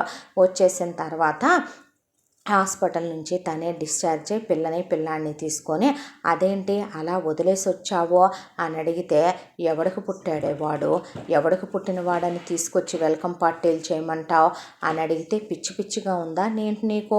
ఒళ్ళు బలిసిందా, పొగరెక్కిందా? అదేదో సినిమాలో బ్రహ్మానందం మాట్లాడినట్టు ఏంట ఎదవాగుడు? అవునే, నేను రంగు, నువ్వు రంగు, నీ అమ్మ బాబు, అలాగే దానికి తోడు ఇంట్లో ఉన్న వాళ్ళందరూ కలరే. వాడెలా అంత నల్లగా పుట్టాడు? ఓ, నీ మాజీ ప్రియుడు రంగున్నాడా వాడు అనేపాటికి పిచ్చగా వాగితే పళ్ళు రాలిపోతాయి, జాగ్రత్త. పిచ్చెక్కిందా ఏంటి నీకు? నువ్వు ఎవడితోనో కులికి కన్నావంటాను వాడిని నేను, వాడు నాకు పుట్టలేదు అంటాను. ఇది నాకు పుట్టలా. నువ్వు హైట్ కాదు, నే హైట్ కాదు, మరిది ఎలా హైట్ వచ్చిందే అనేసరికి పిచ్చగా వాగితే చెప్పు తెగిపోద్దే. పిచ్చి వాగుళ్ళు వాగబాకు, నోటికి ఎంత వస్తే అంత. ఎవడే వాగేది? వాడు నిన్ను డ్రాప్ చేయటం రోజు అబద్ధమా? అలాగే వాడు నీ కూతురు కోసం ఫ్రాక్ కొని పంపటం అబద్ధమా? నీకు ఫ్రూట్స్ స్వీట్స్ కొని పంపటం అబద్ధమా? నీ శాలరీ ఎంతే? 75,000 అని చెప్పావు. అలాంటిది నీ అకౌంట్ అకౌంట్లోకి ₹1,00,000 పైన ఎలా క్రెడిట్లు అవుతున్నాయి, ఎక్కడి నుంచి వస్తున్నాయి, వాడేస్తున్నాడు ప్రతి నెల. వాడేసే డబ్బులు నువ్వు వాడుతున్నావు. అవునా, నీ అకౌంట్లో అంత డబ్బులు ఎక్కడే అంటే ఎటు మొగుడు నీకు నువ్వు కావలసినంత లగ్జరీలు సుఖాలు ఇవ్వలేడు కాబట్టి వాడికి ఒళ్ళమ్మేసుకున్నావంటే కులత, పతిత, వేశ్య. అవునులే, ప్రేమాయణం నాతో నడుపుతా వాడితో శృంగార పారాయణాలు చేసొచ్చావన్నమాట. నీ అన్నలకి చెల్లెళ్ళకి బెడ్షీట్లు మార్చే అలవాటు, నీ వదినలకి ఆడపడుచు కోసం దుప్పట్లు మార్చే అలవాటు మీ ఫ్యామిలీకే ఉందలేవే. తెలివిగా భలే అంటగట్టారు నీ అమ్మ బాబు, క్యారెక్టర్లెస్ చీప్ దాన్ని నిన్ను తీసుకొచ్చి నాకు అనేపాటికి పిచ్చి పిచ్చిగా వాగితే పళ్ళు రాలిపోతాయి. వెనక ముందు ఆలోచించుకోకుండా తెలిసి తెలియకుండా ఏది పడితే అది మాట్లాడితే అస్సలు ఒప్పుకోను. అవును, నువ్వు అనాల్సిందే, నేను పడాల్సిందేలే. ఎందుకంటే అమ్మా నాన్ననే కాదనుకొని, అన్నదమ్ముల్నే కాదనుకొని వచ్చాను కదా, బంగారం లాంటి వదలనే నానా మాటలు అనుకొని వచ్చాను కదా. ఎన్నైనా అంటావు, ఏమైనా చేస్తావు. నేను మీ అమ్మ పెట్టే నరకాలు భరించలేక, తినటానికి తిండి లేక మా వదిలిని అడుక్కుంటే వేసిన డబ్బులవే. అలాగే నా శాలరీ నీకు నేను అబద్ధం చెప్పాను. నా శాలరీ 1,00,000 నాకు హైక్ పడిందే. ఆ డబ్బులే అందులో ఉంది. పాప నేను ఏం తింటున్నాం, మీ అమ్మ రూపాయి ఇవ్వకుండా ఎలా బ్రతుకుతున్నావు? అయ్యో, ఏం మాటలు అమ్మాయి అవి, ఎందుకమ్మా వాడికి అలా అబద్ధాలు చెప్తావు? నేను కదూ ప్రతిదీ నిన్ను అడిగి అన్నీ మామయ్య గారితో తెప్పించి పెడుతుంది. చాలే, నోరు ముయ్యవే నెరజాణ. ఎన్ని మాటలైనా మాట్లాడతారు నీలాంటి కులతలో. అనకూడదులే కానీ కొడుక్కి కోడల మీద చాడీలు చెప్పి కొట్టించే నువ్వు ఎలాంటి ఆడదానివో అర్థం కావటం లేదో. కోడలు నగలు కాజేసి కోడల్ని చిత్రహింసలు పెట్టే నువ్వు ఒక ఆడదానివంటే అనేపాటికి మా అమ్మ మీదే నోడెత్తుతావా అనే పుడిట్లో పిల్లాన్ని పక్కకి ఇసిరేసి, పిల్లని ఒక మూలకి ఇసిరేసి, చందనని పురటాలని కూడా చూసుకోకుండా మోహన్ బెల్టులు పెట్టి, కర్రలు పెట్టి, ఫ్లవర్ వాజులు పెట్టి, అక్కడున్న టీపాయిలు పెట్టి, ఏవి దొరికితే అవి పెట్టి అసలు మనిషిలో ఊపిరి ఉందా లేదా అన్నంత భయంకరంగా కొట్టి జుట్టు పట్టుకొని పిల్లలతో సహా తీసుకొచ్చి బయటికి గెంటేశాడు. దాంతో ఆటో వాడికి దండం పెడితే దెబ్బలతో ఉన్న చందన్ను చూసి పేగులు కదిలిపోయి ఆటోలో ఎక్కిచ్చేసుకున్నాడు. ఆటో వాడు పుట్టింటి దగ్గరికి వెళితే పుట్టింట్లో వాళ్ళెవరూ లేరని, అన్నయ్య వాళ్ళ అత్తగారింట్లో ఏదో ఫంక్షన్ జరుగుతుంటే వెళ్ళారని, వాళ్ళు రావటానికి 2-3 రోజులు పట్టుద్దని సెక్యూరిటీ చెప్పేసరికి ఎక్కడికి వెళ్ళాలో తెలియక చీకట్లో చిన్న వెలుగురేఖలాగా ఆడపడుచు గుర్తొచ్చింది. ఆడపడుచు పెళ్ళైన వెంటనే రావటం, వేరు కాపురం పెట్టుకోమని చెప్పటం, తను ఆ మాటలు పెడచెవిన పెట్టడం, తర్వాత ఆడపడుచు కడుపుతో ఉన్నప్పుడు అయ్యి పంపటం, ఎలా ఉన్నావని 100 సార్లు అడగటం, ఫోన్ చేసి పలకరించటం, తన కోసం అవి ఇవి వండించి పంపటం, పిల్లలకి ముడుగులు గొలుసు పిల్లకేయటం, హాస్పిటల్కి వచ్చి చూసి పిల్లాడికేయటం, తన చేతిలో డబ్బులు పెట్టేయటం అన్నీ గుర్తొచ్చి కనీసం తన బాధని ఆలకిస్తుందేమోనని లలిత ఇంటి దగ్గరికి వెళ్ళి గేటు కొట్టి గేటు ముందు కళ్ళు తిరిగి పడిపోయింది. పిల్లల్ని తీసుకొని చందన, లలితతో పాటు లలిత కొడుకులిద్దరూ అత్త మామ పరిగెత్తుకుంటూ వచ్చారు. గౌతమ్ హాస్పిటల్కి వెళ్ళాడు. ఆటో అబ్బాయిని ఏమైంది అని అడిగింది లలిత. తెలీదమ్మా, ఈ అమ్మాయి దెబ్బలతో ఇలా రక్తం కారిపోతుంటే పసిపిల్లలిద్దరినీ తీసుకొని రోడ్డుకు అడ్డం పడి వెళ్తుంటే ఆటో ఆపితే ఇలా ఒక చోటకి తీసుకెళ్ళింది. అక్కడెవరూ లేరు, ఇక్కడికి తీసుకురమ్మని మందమ్మ అన్నాక ఆటో అబ్బాయి వద్దమ్మా అంటున్నా డబ్బులు చేతిలో పెట్టి లలిత ముందు చందననే లోపలికి మోసుకెళ్లారు పనివాళ్ల సాయంతో. వెంటనే గౌతమ్కి ఫోన్ చేసి వెంటనే రమ్మంటే ఓపీ క్యాన్సిల్ చేసుకొని వచ్చాడు. పిల్లలిద్దరినే గబాగబా ఇక లలిత వాళ్ళ అత్తగారు దగ్గరికి తీసుకొని పనమ్మాయితో కాసిన నీళ్లు పోయించి భోజనం పెట్టి పాలు పట్టి పడుకోబెట్టేసి, బాలింత కదమ్మా వాయక ముద్దో ఏమోనని భయం వేసేసింది వాళ్ళకే. దాంతో ఇక వెంటనే గౌతమ్ వచ్చి చూసి ఇవన్నీ కొట్టిన దెబ్బలు, ఎవరో కొట్టారు తన్ని దారుణంగా అన్న తర్వాత ట్రీట్మెంట్ చేయడం స్టార్ట్ చేశాడు. తన పరిస్థితి క్రిటికల్గా ఉంది, బ్లీడింగ్ కూడా అవుతుంది అని ఇక ట్రీట్ చేసిన తర్వాత 3 రోజులకి చందన కళ్ళు తెరిచింది. చందన కళ్ళు తెరిచిన తర్వాత ఈలోపే లలిత పుట్టింటికి ఫోన్ చేస్తే, నా జేబాకు ఫోను అని వాళ్ళ అమ్మ నాన్న ఫోన్ పెట్టేస్తే, తమ్ముడు ఏమైందిరా అని మోహన్కి ఫోన్ చేస్తే, అది కాల్ జారిందక్క, ఆ పిల్లలు నాకు పుట్టలేదు, అది నీతి మాలిందే.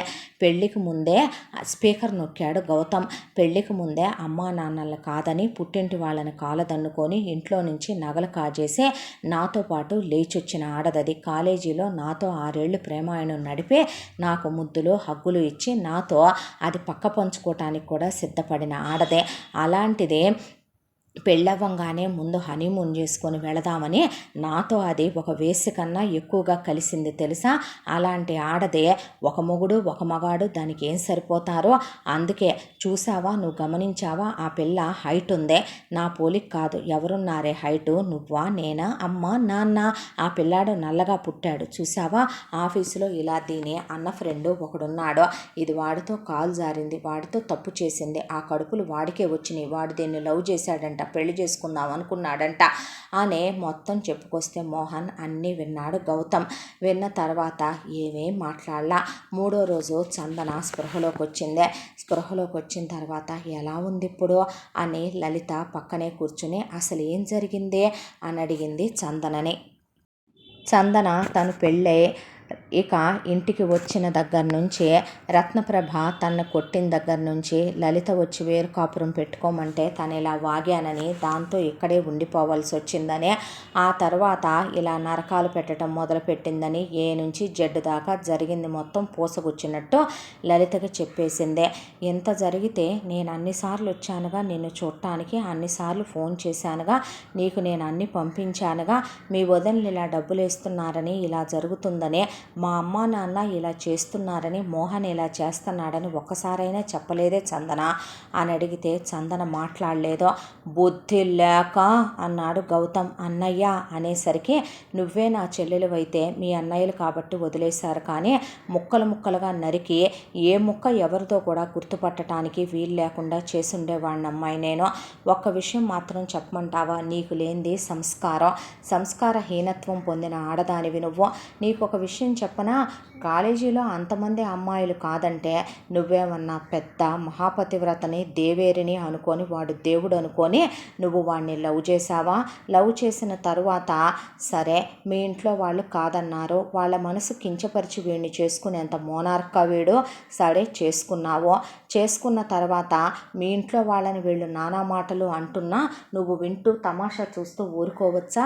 లలిత వచ్చిందే, వచ్చి వేరు కాపురం పెట్టుకోమన్నప్పుడు నీకంత అతిశయోక్తి ఎందుకు, అతే తగ్గించాలి, అంత ఓవర్ ఎందుకు. ప్రతి కోడలు పెళ్ళైన సంవత్సరంలో అత్తగారితో మంచిదనిపించుకుందామని తెగ ఓవర్ యాక్టింగులు చేసి ఫస్ట్ యానివర్సరీ అయిపోయో ఒకళ్ళు పుట్టిన తర్వాత అత్తామామల్ని అనకూడదులే కానీ దేకిచ్చి వదిలిపెడతారు కొంతమందే, అత్తా కోడళ్ళు కాట్ల కుక్కల్లా పోట్లాడుకుంటారు కొంతమందే. దానికేమీ ఇది కాదన్నట్టుగా పెళ్ళైన కొత్త కదా, అప్పుడు మోజు కదా, మొగుడు ఇచ్చే సుఖం ముందు అత్తామామల్ని హైలైట్ చేసి వాళ్లతో మంచిదాన్ని అనిపించుకొని పతివ్రత కిరీటం పెట్టించుకుందాం అనుకొని ఉంటావు. పెళ్ళైన ఒక 6 నెలలకో సంవత్సరానికో ఆ మోజు దిగిపోగానే వీళ్ళమ్మ అసలు ఫేస్ ఏంటి, వీళ్ళ నాన్నలో ఎన్ని నాలుకల మనుషులు ఉన్నారో, నీ మొగుడు ఎంత ఎదవా అనేది నీకు తెలిసి ఉంటుంది. ఆ తర్వాత ఇంకా నువ్వు చేయగలిగింది ఏమీ లేదు కదా, మూసుకొని కాంప్రమైజ్ అయిపోవటం తప్ప. ఆ తర్వాత పాప పుట్టిందే. పాప పుట్టినప్పుడు లలిత అన్నిసార్లు వచ్చినా కూడా నువ్వు లలిత దగ్గర ఈ విషయాలేం చెప్పాల. ఎందుకంటే అత్తింటి గుట్టు బయట పెట్టనే మహాపతివ్రతవి నువ్వు. ఆ తర్వాత నువ్వు జాబ్ మారావు, మీ అన్నయ్య ఫ్రెండ్ అక్కడ ఉన్నాడు, వాళ్ళేదో నీ మీద జాలితోనో దయతోనో నీకు మెటర్నిటీ లీవులు శాంక్షన్ చేసి ఒకరోజు డ్రాప్ చేసినంత మాత్రాన నువ్వు విరుచుకు పడిపోయి ఆ విషయాలన్నీ ఉత్తమురాలైన మీ అత్తగారి దగ్గర నువ్వు పాపం వాటిని పంచుకున్నావు. దాంతో ఆవిడ వాటితో ఒక ప్లాన్ గీసుకున్నారు. ఆ గీసుకున్న ప్లాన్తో ఆవిడ స్కెచ్ అమలు చేశారు. పనికి మాలిన ఆడంగి విధమైన గేఫెలో అయిన నీ మొగుడు అవన్నీ నమ్మాడు. నమ్మి ఆ తర్వాత పుట్టిన పిల్లలు వాడికి పుట్టలేదని చెప్పి ఆ పిల్లలతో సహా నువ్వు డెలివరీ అయిన ఆడదానివని కూడా ఆలోచించకుండా కుక్కను కొట్టినట్టు కొట్టి గెంటేశాడు. ఇదేనా ఇందులో ఉన్న సారాంశం? నీకు దండం పెడతాను వదిన, నా కాపురం ఎలాగైనా నిలబెట్టు. మీ తమ్ముడిని ప్రేమించిన మాట నిజం, అమ్మ మా నాన్నని కాదనుకున్నది నిజం. నేను మీ తమ్ముడు కోసమే మీ అమ్మ నాన్నలతో ప్రేమగా ఉండాలనుకున్నదే నిజం. పిల్లల్ని కంటే మారతాడనుకొని వెంటనే పిల్లల్ని కన్నదే నిజం. కానీ ఆ తర్వాత పాప మీద మీ తమ్ముడికి ప్రేమ కలిగిందే. మీ తమ్ముడు పాప కోసమని ఓవర్ టైం చేసి బొమ్మలు అలాగే వాకరు కూడా కొనుక్కొచ్చాడు. మీ అమ్మ ఇలా చేసుద్దని నేను కల్లో కూడా అనుకోలే. ప్రమాణపూర్తిగా చెప్తున్నాను వదిన, నేను కిస్ అయినా హగ్ అయినా మీ తమ్ముడితోనే తప్ప పరాయి మగాడితో ఎప్పుడూ నేనేది షేర్ చేసుకుంది లేదు. మేము సినిమాలకు వెళ్ళింది నిజం, బయటికి వెళ్ళింది నిజం. అప్పుడు మా అన్నయ్యలు వదినలు కూడా మాతో పాటు ఉన్నారు. నేను ఒక్కదాన్నే ఏమీ వెళ్ళలేదు వదిన.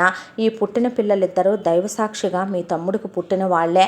నేను ఏ మగాడితో ఏ అక్రమ సంబంధాలు పెట్టుకోలే. నా కాపురం నిలబెట్టు వదిన, నీ కాళ్ళు పట్టుకుంటాను, నన్ను కాపాడు వదిన, నీకు దండం పెడతాను వదిన అని కాళ్ళు పట్టుకోబోయింది చందన లలితవి. ఆ మాటకి లలితకి ఏం మాట్లాడాలో అర్థం కాక కాస్త నువ్వు నెమ్మదించు అని తనకి ముందు ఫుడ్ పెడితే ఎన్నాళ్ళ నుంచో కరువులో ఉన్న కుక్కలు కనుక విస్తరల మీద పడి తిన్నట్టు తినేసింది చందన. ఇప్పుడు ఏం చేద్దాం అంది లలిత గౌతమ్నే. చేద్దాం ఏం చేయాలో ఆలోచిద్దాం, నువ్వు ముందు లోపలికి రా అన్న తర్వాత గౌతమ్ లలితతో మాట్లాడిన తర్వాత గౌతమ్ వాళ్ళ అమ్మా నాన్న ముందు మీ అమ్మా నాన్నే మీ తమ్ముడిని పిలిపిద్దామమ్మా అని రమ్మనమని లలితతో ఫోన్ చేయిస్తే మేము రావన్నారు. పళ్ళు రాలిపోతాయి రాకపోతే, బావని తీసుకొని వస్తాను రా, బావ సంగతి నీకు బాగా తెలుసు, ఎక్స్ట్రాలు చేయకుండా మూసుకొని రా అన్న తర్వాత రత్నప్రభ కామేశ్వరరావు కూడా వచ్చి కాలు మీద కాలు వేసుకొని కూర్చున్నారు. ఇక వెంటనే గౌతమ్ ఏమీ ఎరగనట్టుగా ఒక గదిలో ఉన్నాడు. పిల్లలు కూడా గౌతమ్తో పాటు ఆ గదిలోనే కూర్చున్నారు. గౌతమ్ ఉన్నాడనే విషయం రత్నప్రభకి కామేశ్వరరావుకు మోహన్కి తెలియదు. బావేడి అన్నాడు రాగానే. క్లినిక్కి వెళ్ళారు అన్నాక పిల్లలేరే అంది రత్నప్రభ. స్పోర్ట్స్కి వెళ్ళారు అంది లలిత. మీరు కూడా వినండ్రా, ఎలా ఉండాలో తెలుస్తుంది ఒక మగాడనేవాడు ఇప్పుడు మీకు అని గౌతమ్ పిల్లల్ని కూడా కూర్చోబెట్టాడు. కూర్చోబెట్టిన తర్వాత గౌతమ్ వాళ్ళ అమ్మా నాన్నలు ఏంటండి ఇదే, మీ ఇంటి ఆడపిల్లని మా ఇంటికి పంపిస్తే మేము ఎలా చూసుకుంటున్నాం, వాళ్ళు ఒక పిల్లని కన్నా అమ్మా నాన్నలే కదా, కూతురు ఏదో ఒక అబ్బాయిని ప్రేమించే మనసు కష్టపెట్టిందని పిల్లని కాదనుకున్నంత మాత్రాన అమ్మా నాన్నల్నే అలా ఆ అమ్మాయితోనే నానా మాటలు అనిపించి మీరు వాళ్ళ ఇళ్ళ మీదకి ఆస్తులని వెళ్ళి ఇలా చేయొచ్చా, మీ నుండి ఏమైనా మా కోడలు ఏమైనా ఆశించిందా చెప్పండి, ఎవరి కోసం మీ దగ్గరున్న ఏ రూపాయి అయినా మీ అబ్బాయి కోసమే కదా, నువ్వేంటి బాబో అలా భార్యని అనుమానించొచ్చా, తప్పు కాదా అంటే చాలే ఊడుకోండి, మీ అబ్బాయికే మీరు సమాధానాలు చెప్పలేరు, పెద్ద మెంటలగాడు వాడు అంటే బాగోదని ఊడుకుంటున్నాం కానీ ఏ రోజైనా మా కూతుర్నే వాడు సుఖపడినిచ్చాడా, ఎప్పుడో వేరు కాపురం పెట్టుకోవే అంటే ఈ ముదరష్టపది మా మాట విందో, అసలు మా కూతురికి ఏం అవసరమమ్మా, నీకు నీ మొగుడికి సేవలు చెయ్యాలని, మా కూతురు అసలు మా పుట్టింటికి ఎందుకు రాకూడదో,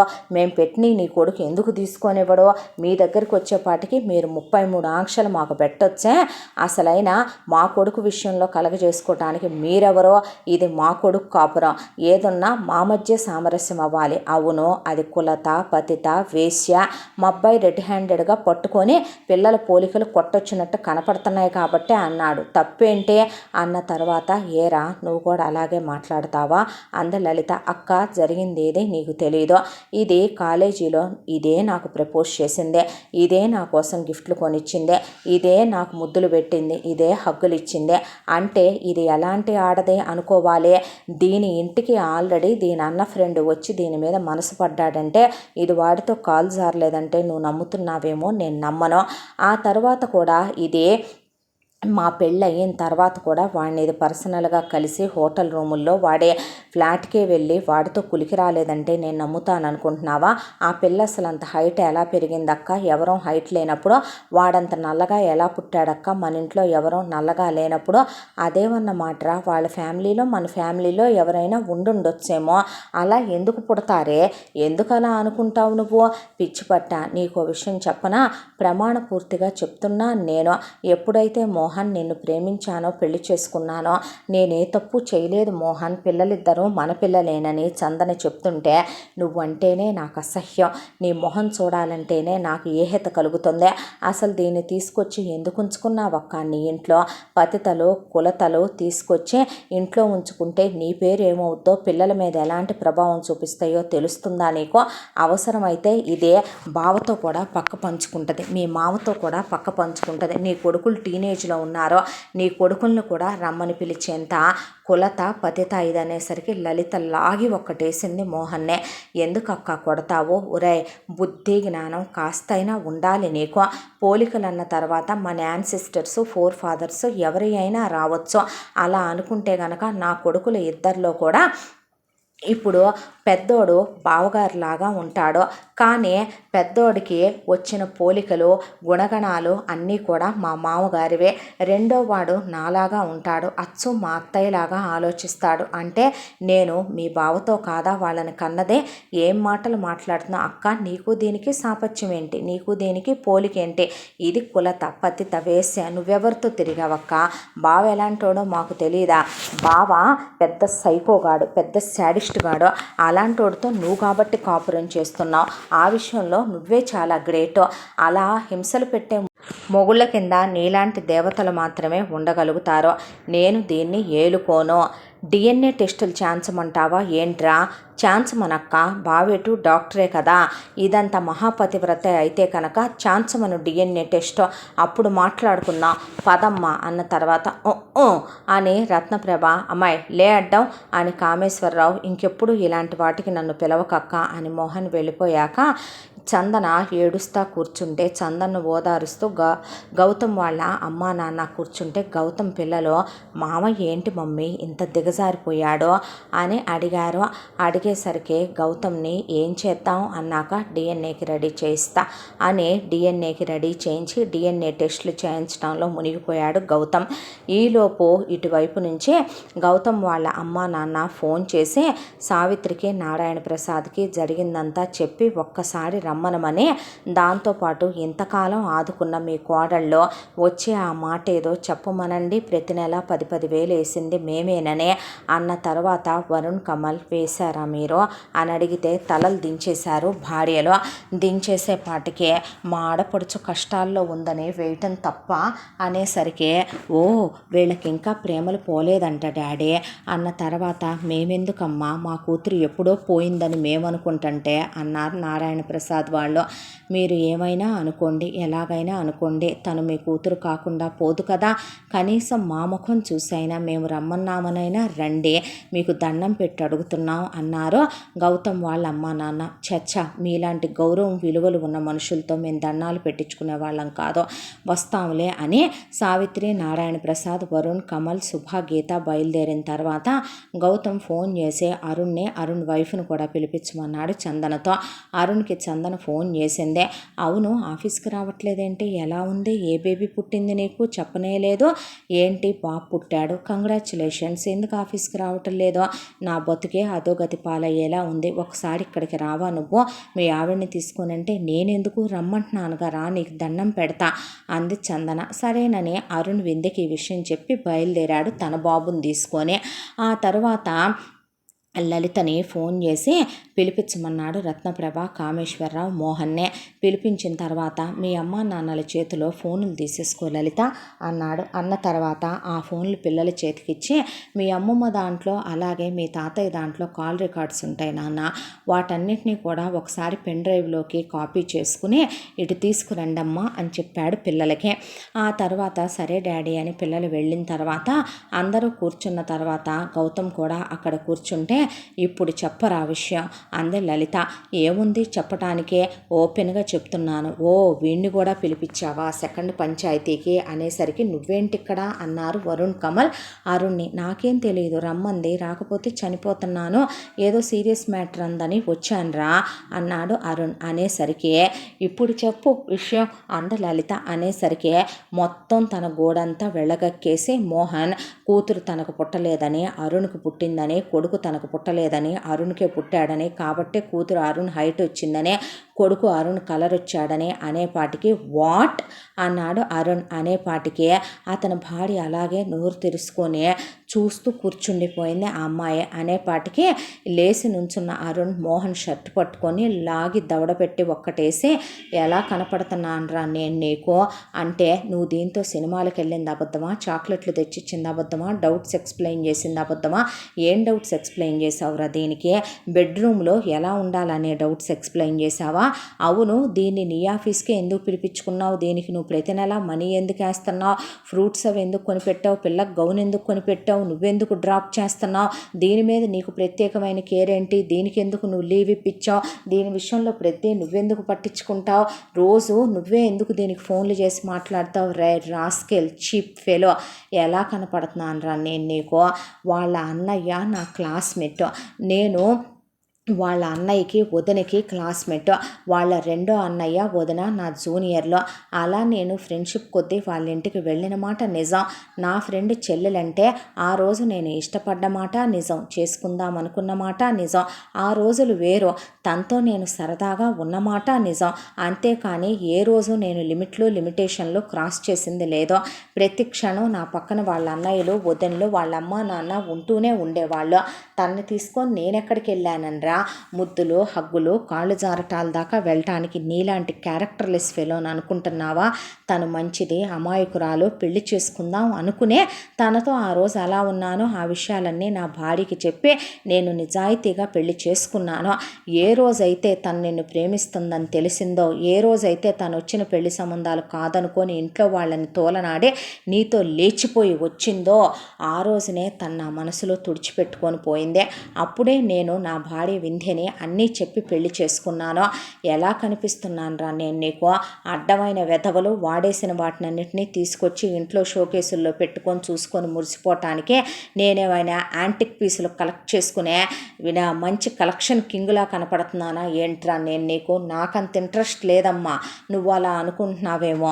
నీకో విషయం చెప్పమంటావా? నీ వరకు నువ్వేదో పెద్ద మగాడినని, ఈవిడేదో పెద్ద అమర ప్రేమికురాలని అనుకుంటే సరిపోదు. మీకై మీరే ప్రేమించుకుంటారు, మీరే కిస్సులు, మీరే హగ్గులని బరితెగిచ్చి తిరుగుతారు, మీరే హద్దులు దాటి ఇళ్లల్లో నుంచి అమ్మా నాన్నలను మోసం చేసి లేచిపోతారు, పెళ్ళిళ్ళు చేసుకుంటారు, హనీమూన్లు చేసుకుంటారు, తిరిగొచ్చి తన్నిచ్చుకుంటారు, అమ్మా నాన్నలే తప్పని చెప్తారు, ఆ తర్వాత ఉద్యోగాల్లో జారుతారు, అత్తమామలతో తన్నులు తింటారు, మొగుళ్ళు ఎన్ని తన్నులు తన్నినా పడతారు, ఆ తర్వాత లైఫ్ హిస్టరీ చెప్పినట్టు మహాభారతం రామాయణం లాగా అందరికీ చెప్పుకొని కన్సర్న్ పొందాలని చూస్తారు. కేవలం నా ఫ్రెండ్ చెల్లెలు అనే దాంతోనే తన జాబ్కి సెలెక్ట్ అయిందని కూడా తను వచ్చేంత వరకు నాకు తెలీదు.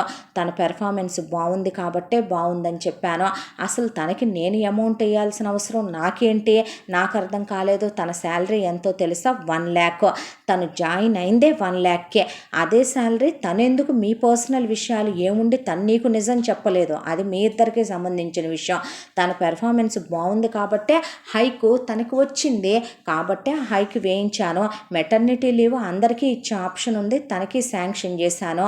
వర్షంలో నిలబడి ఉంది కదా అని ఒకే ఒక్క రోజున టైంలో ఆడపిల్ల నుంచుంటే ఏమవుతుందో అనే దాంతో తీసుకొచ్చి డ్రాప్ చేశాను. నా వైఫ్ కొంటే నీ కూతురికి ఆ ఫ్రాక్ నేను ఇచ్చాను. నా వైఫ్ వచ్చి నీ పెళ్ళాం కడుపుతో ఉందని ఫ్రూట్స్ స్వీట్స్ కొనిస్తే తీసుకొచ్చి నీ ఇంటి దగ్గర దింపెళ్ళాం. మా ఆవిడ సీమంతానికి మా ఆవిడ పిలిచింది ఫోన్ చేసి నీ పెళ్ళాన్నే, నేను కాదు. దట్టు నా ఫ్రెండ్ చెల్లెలని కూడా నేను కార్డు ఇచ్చి పిలిచింది లేదు. నా పెళ్ళాం వచ్చి పిలిస్తే తప్ప. వచ్చిన తర్వాత కూడా నేను అందరి గెస్టుల్లో ఒకళ్ళుగా చూశాను తప్ప నేనెప్పుడు నీ పెళ్ళాం మీద స్పెషల్ ఇంట్రెస్ట్ చూపించలేదే.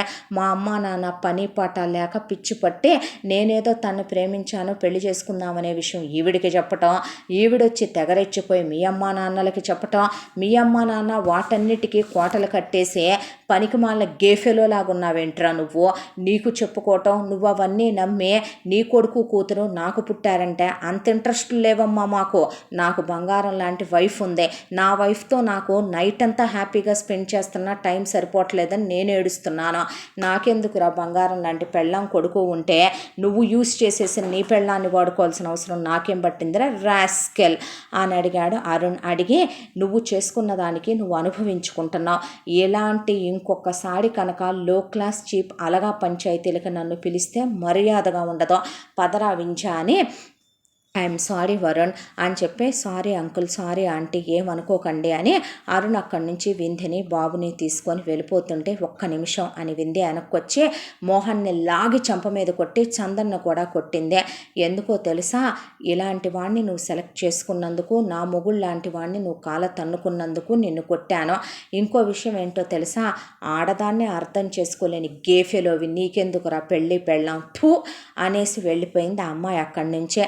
ఆ తర్వాత ఇక Mohan what ever it is, ఏదేమైనా సరే వాడితో కనకపోయినా ఇది ఎవరితోనో కులిక్కందే అని పిల్లల్ని ఒప్పుకోలేదు. దాంతో గౌతమ్ DNA టెస్టులు చేయించిన కాగితాలు మోహన్ మొహం మీద విసిరేశాడు. ఓపెన్ చేసి చూసిన మోహన్కి నోట్లో నుంచి మాట రాలేదు. ఇప్పుడేమంటావురా అంది లలిత. అనేసరికి మోహన్కి కాళ్ళ కింద భూమి కదిలిపోతున్నట్టుగా అనిపించి కూతురు బతుకు ఇలా తయారైంది అని తెలుసుకున్న సావిత్రి నారాయణ ప్రసాద్ కూతురు మొహం మీద ఉమ్మేసి అక్కడ కూర్చున్నారు. అన్నా వదినలు ఇదా దీని బతుకు అన్నట్టు చూస్తూ నిలబడిపోయారు. ఏది ఏమైనా సరే రత్నప్రభ కామేశ్వరరావు ఇది మాత్రం మా అబ్బాయితో కాపురం చేయడానికి తగిన ఆడదు కాదు అంటే పెళ్ళైన రోజు నుంచి ఈ రోజు దాకా ఎన్ని నరకాలు పడిందో మొత్తం ఏకరువు పెట్టి చెప్పుకొచ్చింది చందన మోహన్తో. చెప్తే నేను నమ్మను అన్నాడు మోహన్. అనేసరికి ఇక వెళ్ళి నేను చెప్పింది చైనా అన్నాడు గౌతమ్. అనేసరికి గౌతమ్ పెద్ద కొడుకు వెళ్ళి డోర్లు మూసేస్తే చిన్న కొడుకు మంచి ఒక 5-6 స్టీల్ బెల్టులు తీసుకొని నుంచొని గౌతమ్కి అందించడం మొదలుపెట్టాడు. మోహన్ని పడేసి పిచ్చి కుక్కని కొట్టినట్టే కొట్టాడు గౌతమ్. బావా ఎందుకు కొడుతున్నావు బావా అని అడిగితే, ఏరా నీకు నేను గేఫెలోలా ఉండొద్దని ఇంటర్లో చెప్పా. మీ అమ్మా నాన్న డేంజరస్ పీపుల్, వాళ్ళతో జాగ్రత్తగా ఉండు, నీకు ఒక లైఫ్ ఉంది. నిన్ను ఇలా ఉంటే ఏ అమ్మాయి ప్రేమించి పెళ్లి చేసుకోదు. రేపొద్దున నీకంటూ ఒక వైఫ్ పిల్లలు ఫ్యామిలీ బిల్డ్ చేసుకోవాలి. మగాడిలా ఉండు. నేను ఇలా ఉన్నాను. అమ్మా నాన్నలకి ఇచ్చే ప్రయారిటీ, పెళ్ళానికి ఇచ్చే ప్రయారిటీ, సొసైటీకి ఇచ్చే ప్రయారిటీ, ఫ్రెండ్స్కి ఇచ్చే ప్రయారిటీ, బంధువులకి ఇచ్చే ప్రయారిటీ, పిల్లలకి ఇచ్చే ప్రయారిటీ, దేనికి అది ఇవ్వాలరా అని నీకు చెప్పానా లేదా? అయినా నువ్వు మారలా. నా ముందు నటించి యాజ్ ఇట్ ఈస్గా నీ క్యారెక్టరు నువ్వు అలాగే ఉంటూ వచ్చావు. ఈ పనికి మాలింది నిన్ను లవ్ చేసి అమ్మా నాన్నల్ని మోసం చేసి నిన్ను పెళ్లి చేసుకుందే అనుకో, చేసుకున్న ఆడదాంతో కట్టుబడి ఉండాలిగా నువ్వు. అసలు నీకే ఉందనరా నీ బతుక్కి కట్నాలు ఇవ్వటానికి. ఏ రోజైనా ₹1 మీ అక్కని తీసుకురమ్మనమని నీ పుట్టింటి దగ్గర నుంచి ఎవడాశించాడు ఇక్కడ? అలాంటిది నీ అమ్మా బాబు పేరు మీద ఉన్నది. నువ్వు నీ షేర్ ఎంత వస్తుందో తీసుకొని మూసుకొని వెళ్ళి వేరు కాపురం పెట్టుకొని నీ పెళ్ళాం నీ పిల్లలని నీ ఫ్యామిలీ నువ్వు బిల్డ్ చేసుకోవాలి. మీ అక్కొచ్చి చెప్పిందిగా, సెన్స్ లేని నీ పెళ్ళాం అతి చేసిందనుకో, ఓవర్ యాక్షన్ చేసిందనుకో, నువ్వెందుకున్నావు అక్కడ? ఉన్న తర్వాత నీ బతుక్కేంటంటే మళ్ళీ నీకు పెళ్ళాం కడుపుతో ఉన్నప్పుడు ఒకసారి ప్రేమ వస్తుంది. ఆ తర్వాత పెళ్ళాం ఎవరితోనో కారులో దిగిందని నీ అమ్మ బాబు చెప్పంగానే నీకు ఆ ప్రేమ స్థానాల్లో అనుమానాలు వస్తాయి. అసలు నీ గురించి నువ్వేమనుకుంటున్నావురా? నువ్వు పెద్ద మగాడిని అనుకుంటున్నావా? నీ అమ్మ బాబుల క్యారెక్టర్లు ఏంటో తెలుసా నీకు అని పెన్ డ్రైవ్ పెట్టి ఆ మొత్తం వినిపించేసరికి మోహన్కి నోట్లోంచి మాట రాలా. ₹25 కోట్ల సంబంధం వాళ్ళతో అయిపోతుందమ్మా. వాడు దాన్ని తప్ప ఎవరిని ముట్టుకోలేదు. విడగొట్టేస్తున్నా, వాడికి అనుమానం క్రియేట్ చేశాను. ఇదిగో ఇవ్వాలే వాడు అనుమాన పట్టం మొదలుపెట్టాడు. దాన్ని అడిగాడు. ఆ తర్వాత వాడు దాన్ని పిల్లాన్ని పట్టించుకోవట్లేదు. అది పిల్లాన్ని ప్రసవించిన హాస్పిటల్కి వెళ్ళలేదు. ఆ తర్వాత అదొస్తే కొట్టి గెంటేశాడు.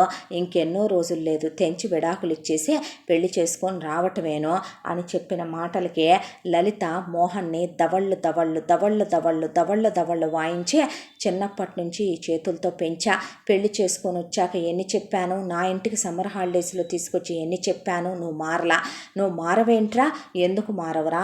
నేను పెళ్లి చేసుకొని వచ్చిన తర్వాత నా మొగుడు, నా పిల్లలు, నా సంసారం అంటూ నేను ఉండట్లేదో. అసలు అమ్మా నాన్న నీకోసం ఏం చేశారనరా? నీకు అంత తపన? నాన్నేమైనా తాతయ్యను చూశాడనుకుంటున్నావా? అమ్మ నానమ్మను చూసిందనుకుంటున్నావా? నానా చెరలు నానా హింసలు పెడితే పోయేటప్పుడు ఆ ముసలి ప్రాణం నాన్న ఆఖరిసారి చూడాలని కొట్టుకొని నా చేతి మీదుగా జావలు కాసిస్తే తాగిపోయింది నానమ్మ ఇచ్చిన బంగారం తప్ప తన జ్ఞాపకంగా నేనేదైనా తెచ్చుకున్నానా పుట్టింటి దగ్గర నుంచే? అసలు నీ పెళ్ళాన్ని నువ్వు అనుమానించేలా అమ్మ చెప్పటం ఏంటి? నువ్వు నిజంగానే గేఫెలోలాగా అమ్మ ఏది చెప్తే అది వింటవేంటి అనేసరికి ఇక చాలే ఆపవే అని రత్నప్రభ కామేశ్వరరావు నుంచొని అసలు వీడెవడో నా కొడుకు కాపురంలో కలగజేసుకోవటానికి అనేపాటికి గౌతమ్ 2 బెల్టులు ఇమ్మనమని ఒక బెల్టుతో రత్నప్రభకి ఒక బెల్టుతో కామేశ్వరరావుకి వీపులు సాపులు చేశాక అల్లుడు కాళ్ళు పట్టుకొని వియ్యపురాలు వియ్యంకుడు వెనకమాలకెళ్ళి దాక్కున్నారు రత్నప్రభ కామేశ్వరరావు. జరిగిందంతా చూస్తూ కూడా సావిత్రి నారాయణ ప్రసాద్ వరుణ్ కమల్ సుభా గీత ఏం మాట్లాడకుండా కూర్చున్నారు. నీకేముందని కట్నం ఇవ్వాలి? నీకున్న నెలకి 70,000 రూపాయల జీతం చూసా? నువ్వు గేఫెలోవనా? అమ్మా నాన్నలు కొంగు పట్టుకొని తిరిగే మమ్మ పప్ప బాయ్వనా? లేదంటే గనక అనుమానపు అక్కుపక్షి వెధవ్వనా? ఏం చూసి ఇవ్వాలరా? అలా అనుకుంటే నా పిల్లలిద్దరికీ నా పోలికలు రాలేదంటే నేను దేంతో కనొచ్చాననరా? ఈరోజు కూడా దేంతో కనొచ్చానంటున్నాను తప్ప మీ అక్కని ఎందుకు అనట్లేదో తెలుసా? మీ అక్కలో నిజాయితీ అంటే నాకు ఇష్టం. మీ అక్కలో ఉన్న సిన్సియారిటీ, సీరియస్నెస్ అంటే నాకు ఇష్టం. మీ అక్కలో ఉండే ఆడతనం అంటే నాకు ఇష్టం. నీ పెళ్ళాంలో నీలో ఇద్దరిలో అది లేదో. ఈ జన్మకి మిమ్మల్ని ఎవడరా బాగు చేయగలడో? ఏంట్రా డెలివరీ అయిన ఆడదాన్ని అలాగేనా రక్తాలు వచ్చేలాగా కొట్టేది నువ్వు? ఆ అమ్మాయికి ఏమన్నా అయ్యుంటే, వాయికమ్మ అమ్మాయి చచ్చిపోయి ఉంటే పిల్లల్ని విసిరేస్తావా దెబ్బలు తగిలేలా గోడలకేసే? కంఠం నీ ఇష్టమే, కొడతం నీ ఇష్టమే, విసిరేయటం నీ ఇష్టమేనా అని గౌతమ్ తన్నులకి మోహన్కి ఒళ్ళంతా పగిలిపోయి రక్తాలు కారిపోతూ అమ్మా నాన్న మోసాలు చేశారని తెలిసి దండం పెట్టి షర్ట్ అంతా చిరిగిపోయి, ప్యాంట్ అంతా చిరిగిపోయి వెళ్ళి గోడ కానుకొని మూల కూర్చుంటే ఏం బతుకు మామయ్య నీది అనేశారు లలిత పిల్లలు కూడా. దాంతో ఇక గౌతమ్, నేను మారుతాను బావా, వెళ్ళిపోతాను బావా, వేరు కాపురం పెట్టుకుంటాను బావా అని చందన కాళ్ళు పట్టుకొని, అత్తామామల కాళ్ళు పట్టుకొని బావమరుదులకి సారీలు చెప్పి అమ్మా నాన్నే ఎందుకు ఇలా చేశారు అని అడిగి, మీరు చేయాల్సిన పనులేనా ఇవే? నేను ఎంత ప్రేమించాను మిమ్మల్ని? అసలు ఎవడు ప్రేమించమన్నాడురా నిన్ను? ఎవడు కావాలని కన్నాడురా నిన్ను? మాకు అక్కంటేనే ఇష్టం. అలాంటిది అక్క పుట్టగానే మీ నానమ్మ తీసుకెళ్ళిపోయిందే. ఆ తర్వాత అక్కర్లేదనుకున్నాం, పిల్లలు కడుపు తీయించుకుందాం అనుకున్నాం. తీయించుకుంటే నేను పోతానన్నారని డాక్టర్లు నిన్ను కన్నందుకు రేపొద్దున్న ఉద్యోగాలు చేసి మమ్మల్ని పోషిస్తావు, రోగాలు వస్తే మమ్మల్ని చూసేవాళ్ళు ఒకళ్ళు ఉండాలని నిన్ను అన్ని విధాల పనికిమాలిన సన్నాసిలాగా పెంచాను నేను.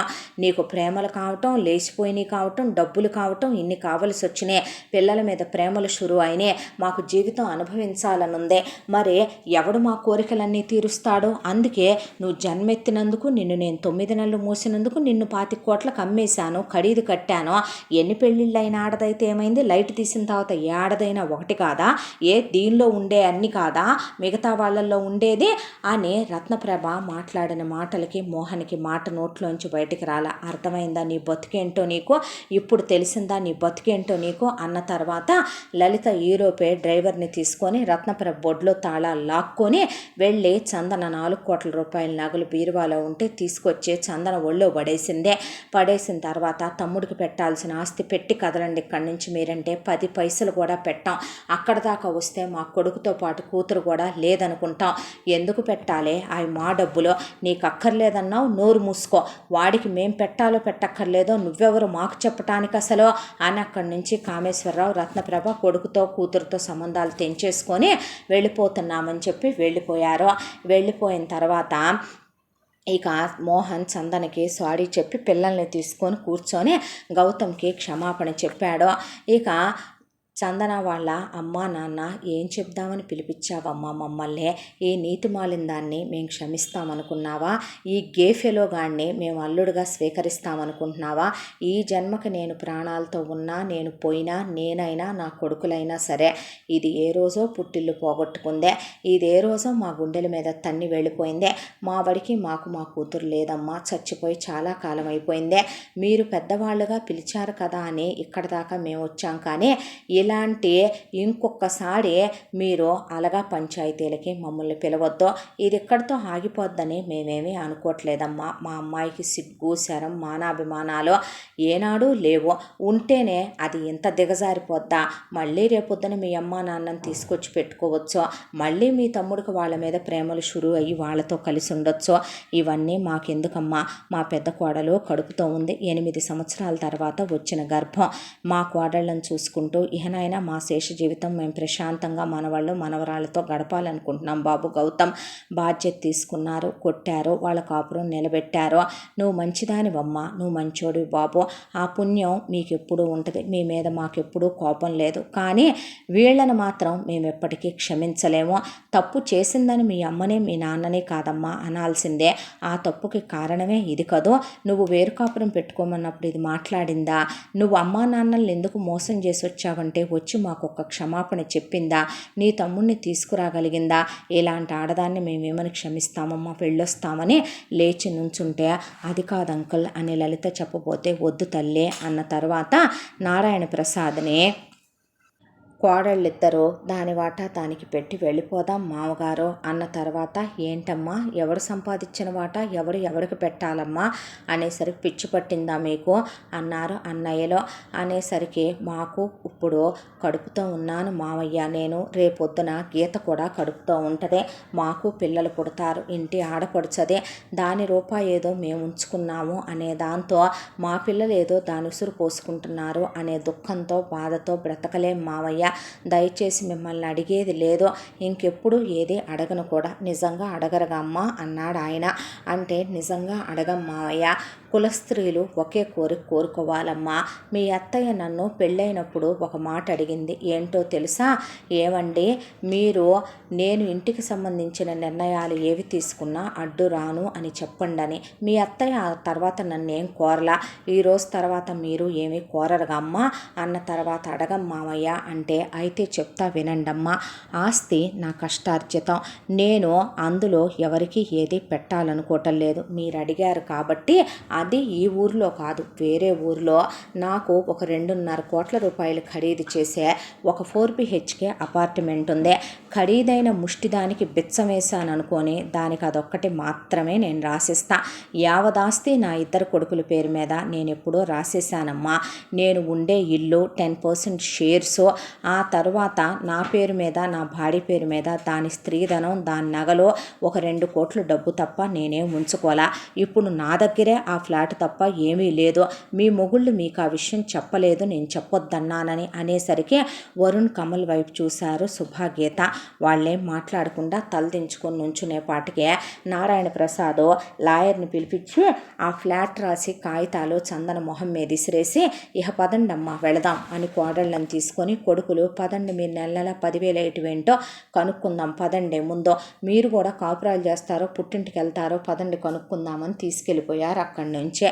దాంతో ఆ కాగితాలన్నీ ఏరి లలిత చందన చేతికిచ్చి ఆ 4 కోట్ల రూపాయల నగలు జాగ్రత్తగా పెట్టుకోమని మామగారిని బతిమిలాడి, ఎటు చందన వాళ్ళ నాన్నగారిచ్చిన ఊర్లోనే ఆయనకి తెలిసిన ఒక ఆఫీస్ ఉంటే అక్కడ చందనకి మోహన్కి ఉద్యోగం ఇప్పించి, గౌతమ్ దగ్గర వాడని కారు ఒకటి ఉంది, ఆ కారు వీళ్ళకి ఇచ్చేసి పిల్లల్ని తీసుకొని పదండిక బయలుదేరండి అని తనే అన్ని రకాల బట్టలు, స్వీట్స్, ఫ్రూట్స్, సరుకులు, పప్పు డబ్బాలు అన్నీ తీసుకొని అక్కడికి వెళ్ళిన తర్వాత ఆ ఫ్లాట్ క్లీన్ చేయించి తమ్ముడికి కావలసిన ఫర్నిచర్ అంతా కొనిచ్చి అక్కడ కాపురం పెట్టించి 2 ఉద్యోగాల్లో జాయిన్ చేయించి ఆ కార్ ఇచ్చి పిల్లల్ని డే కేర్ సెంటర్లో పెట్టి ఇంట్లో పని మనుషుల్ని పెట్టి ఆ తర్వాత ఆ నగల్ని జాగ్రత్తగా లాకర్లో పెట్టి ఆ తర్వాత ఇక ఇంటద్దె కట్టే పని లేదు కాబట్టి 2 శాలరీలు జాగ్రత్తగా సేవింగ్స్ చేసుకుంటూ దాచుకోండి అని చెప్పి, ఇహ నుంచి రూపాయి ఆగం చేసుకోబాకండే, పిల్లల్ని చదువు బాధ్యత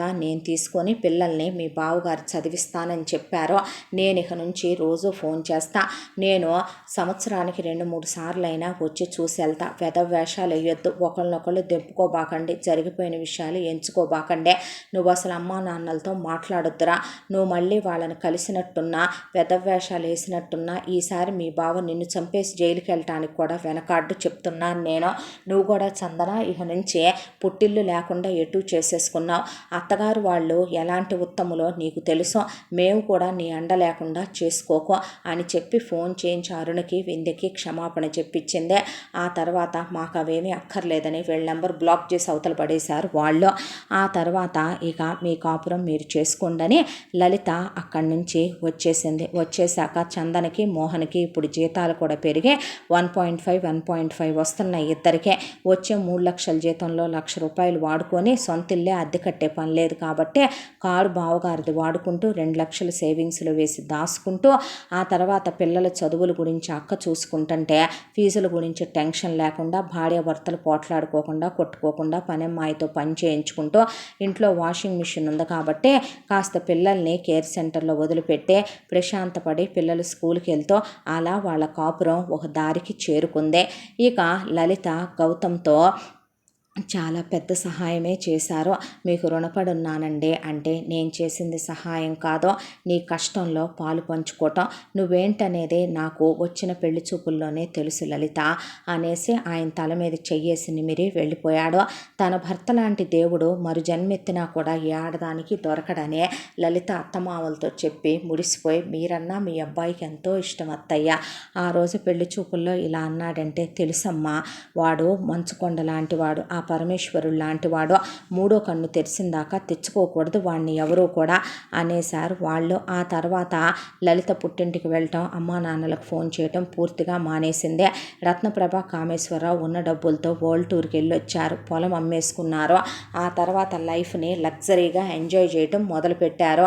ఆ తర్వాత ఒకరోజు కామేశ్వరరావు కిందకెళ్ళి బజ్జీలు తెమ్మందని రత్నప్రభ వర్షంలో వెళ్ళి పెళ్ళాం కోరిందని తీసుకొని వస్తుండగా కరెంటు పోయి లిఫ్ట్ ఆగిపోయి మెట్ల మీదుగా వస్తుండగా వర్షం నీళ్ళ కాలు జారి పైనుంచి జారి నడుములు, తొంటి, మెడెముక మొత్తం విరిగేసరికి రత్నప్రభ తన మొగుడిని చూడకుండా మనిషిని పెట్టి చూపిస్తే ఉత్కృష్టాలు అనుభవించి వాళ్ళు నానా మాటలు అనే రత్నప్రభ వాసనని పట్టించుకోక నానా తిట్లు శాపనార్థాలు తిట్టే సంవత్సరం పాటు నరకం అనుభవించి కామేశ్వరరావు పోయాడన్న రోజున లలిత కబురు పెడితే మోహన్ ఫోన్ నెంబర్లు, చందన ఫోన్ నెంబర్లు తీసేసి రత్నప్రభ కామేశ్వరరావు ఫోన్ నెంబర్లు కూడా తీసేసింది కాబట్టి తండ్రి పోయాడని కూడా మోహన్కి తెలియదు.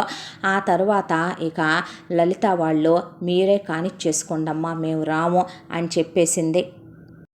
అంత్యక్రియలు రత్నప్రభే పూర్తి చేయించి ఆ తర్వాత ఉన్న ఆస్తులన్నీ అమ్ముకొని క్యాష్ చేసుకొని నగలన్నీ తీసుకొని కూతురు దగ్గర ఉందాం కదా అని చెప్పి కూతురు ఇంటి దగ్గరికి వెళ్ళి కూతురు గుడికి వెళ్ళింది అని చెప్పేపాటికి కూతురు పిల్లలిద్దరినీ కూర్చోబెట్టుకొని ఇట్రండ్రా నాన్న అని, మీ నాన్న మంచోడు కాదమ్మా అన్న దగ్గర స్టార్ట్ చేసి, మీ నానమ్మ తాతయ్యతో కలిసి ఉండబాకండ్రా, మీ నాన్న మీ అమ్మని తీసుకొని వేరే వెళ్ళిపోండి, మీ అమ్మకు మీ నాన్నతో విడాకులు ఇప్పించేసేయండి, నేను మీ అమ్మ మీ ఇద్దరం కలిసి ఉందాము నాన్న, మీ నాన్న కిరాతకుడ్రా అని చెప్తున్నప్పుడు లలిత రానే వచ్చేసింది. లలిత వాళ్ళ అత్తమామలో ఆ మాటలన్నీ వింటూ పాపం వాళ్ళు బాధపడుతూ మూలం నుంచున్నారు. ఏమైందని పనమ్మాయిని అడిగితే జరిగింది చెప్పేపాటికి లలిత బ్యాగ్ తీసుకొని బజాట్లో ఇసిరేసి, ముందు నడవ్వే నా ఇంట్లో నుంచి బయటకంటే, అయ్యో అయ్యో అయ్యో తల్లిని ఎల్లగొడతావంటే పాపిష్టిదానా, మొగుడిని బాగొట్టుకొని ముండమోసి నేను నీ ఇంటికి వచ్చి ఉందామని డబ్బులు తీసుకొని వస్తే నీకో దండం, నీ మొగుడుకో దండం, నువ్వు నానమ్మని పెట్టిన చెరలు చూస్తూ పెరిగిన ప్రత్యక్ష సాక్షిని నేను, నా పిల్లలకి నువ్వేమీ నీతులు చెప్పేంత స్టేజుల్లో వాళ్ళు లేరు, నా మొగుడు వాళ్ళని ఎలా పెంచాలో నీ కొడుకులా కాకుండా ఉత్తములుగానే పెంచుకొచ్చాడు, నడవ్వే బయటికి అన్నాక రత్నప్రభ తన చెల్లెల దగ్గరికి వెళ్ళిందే.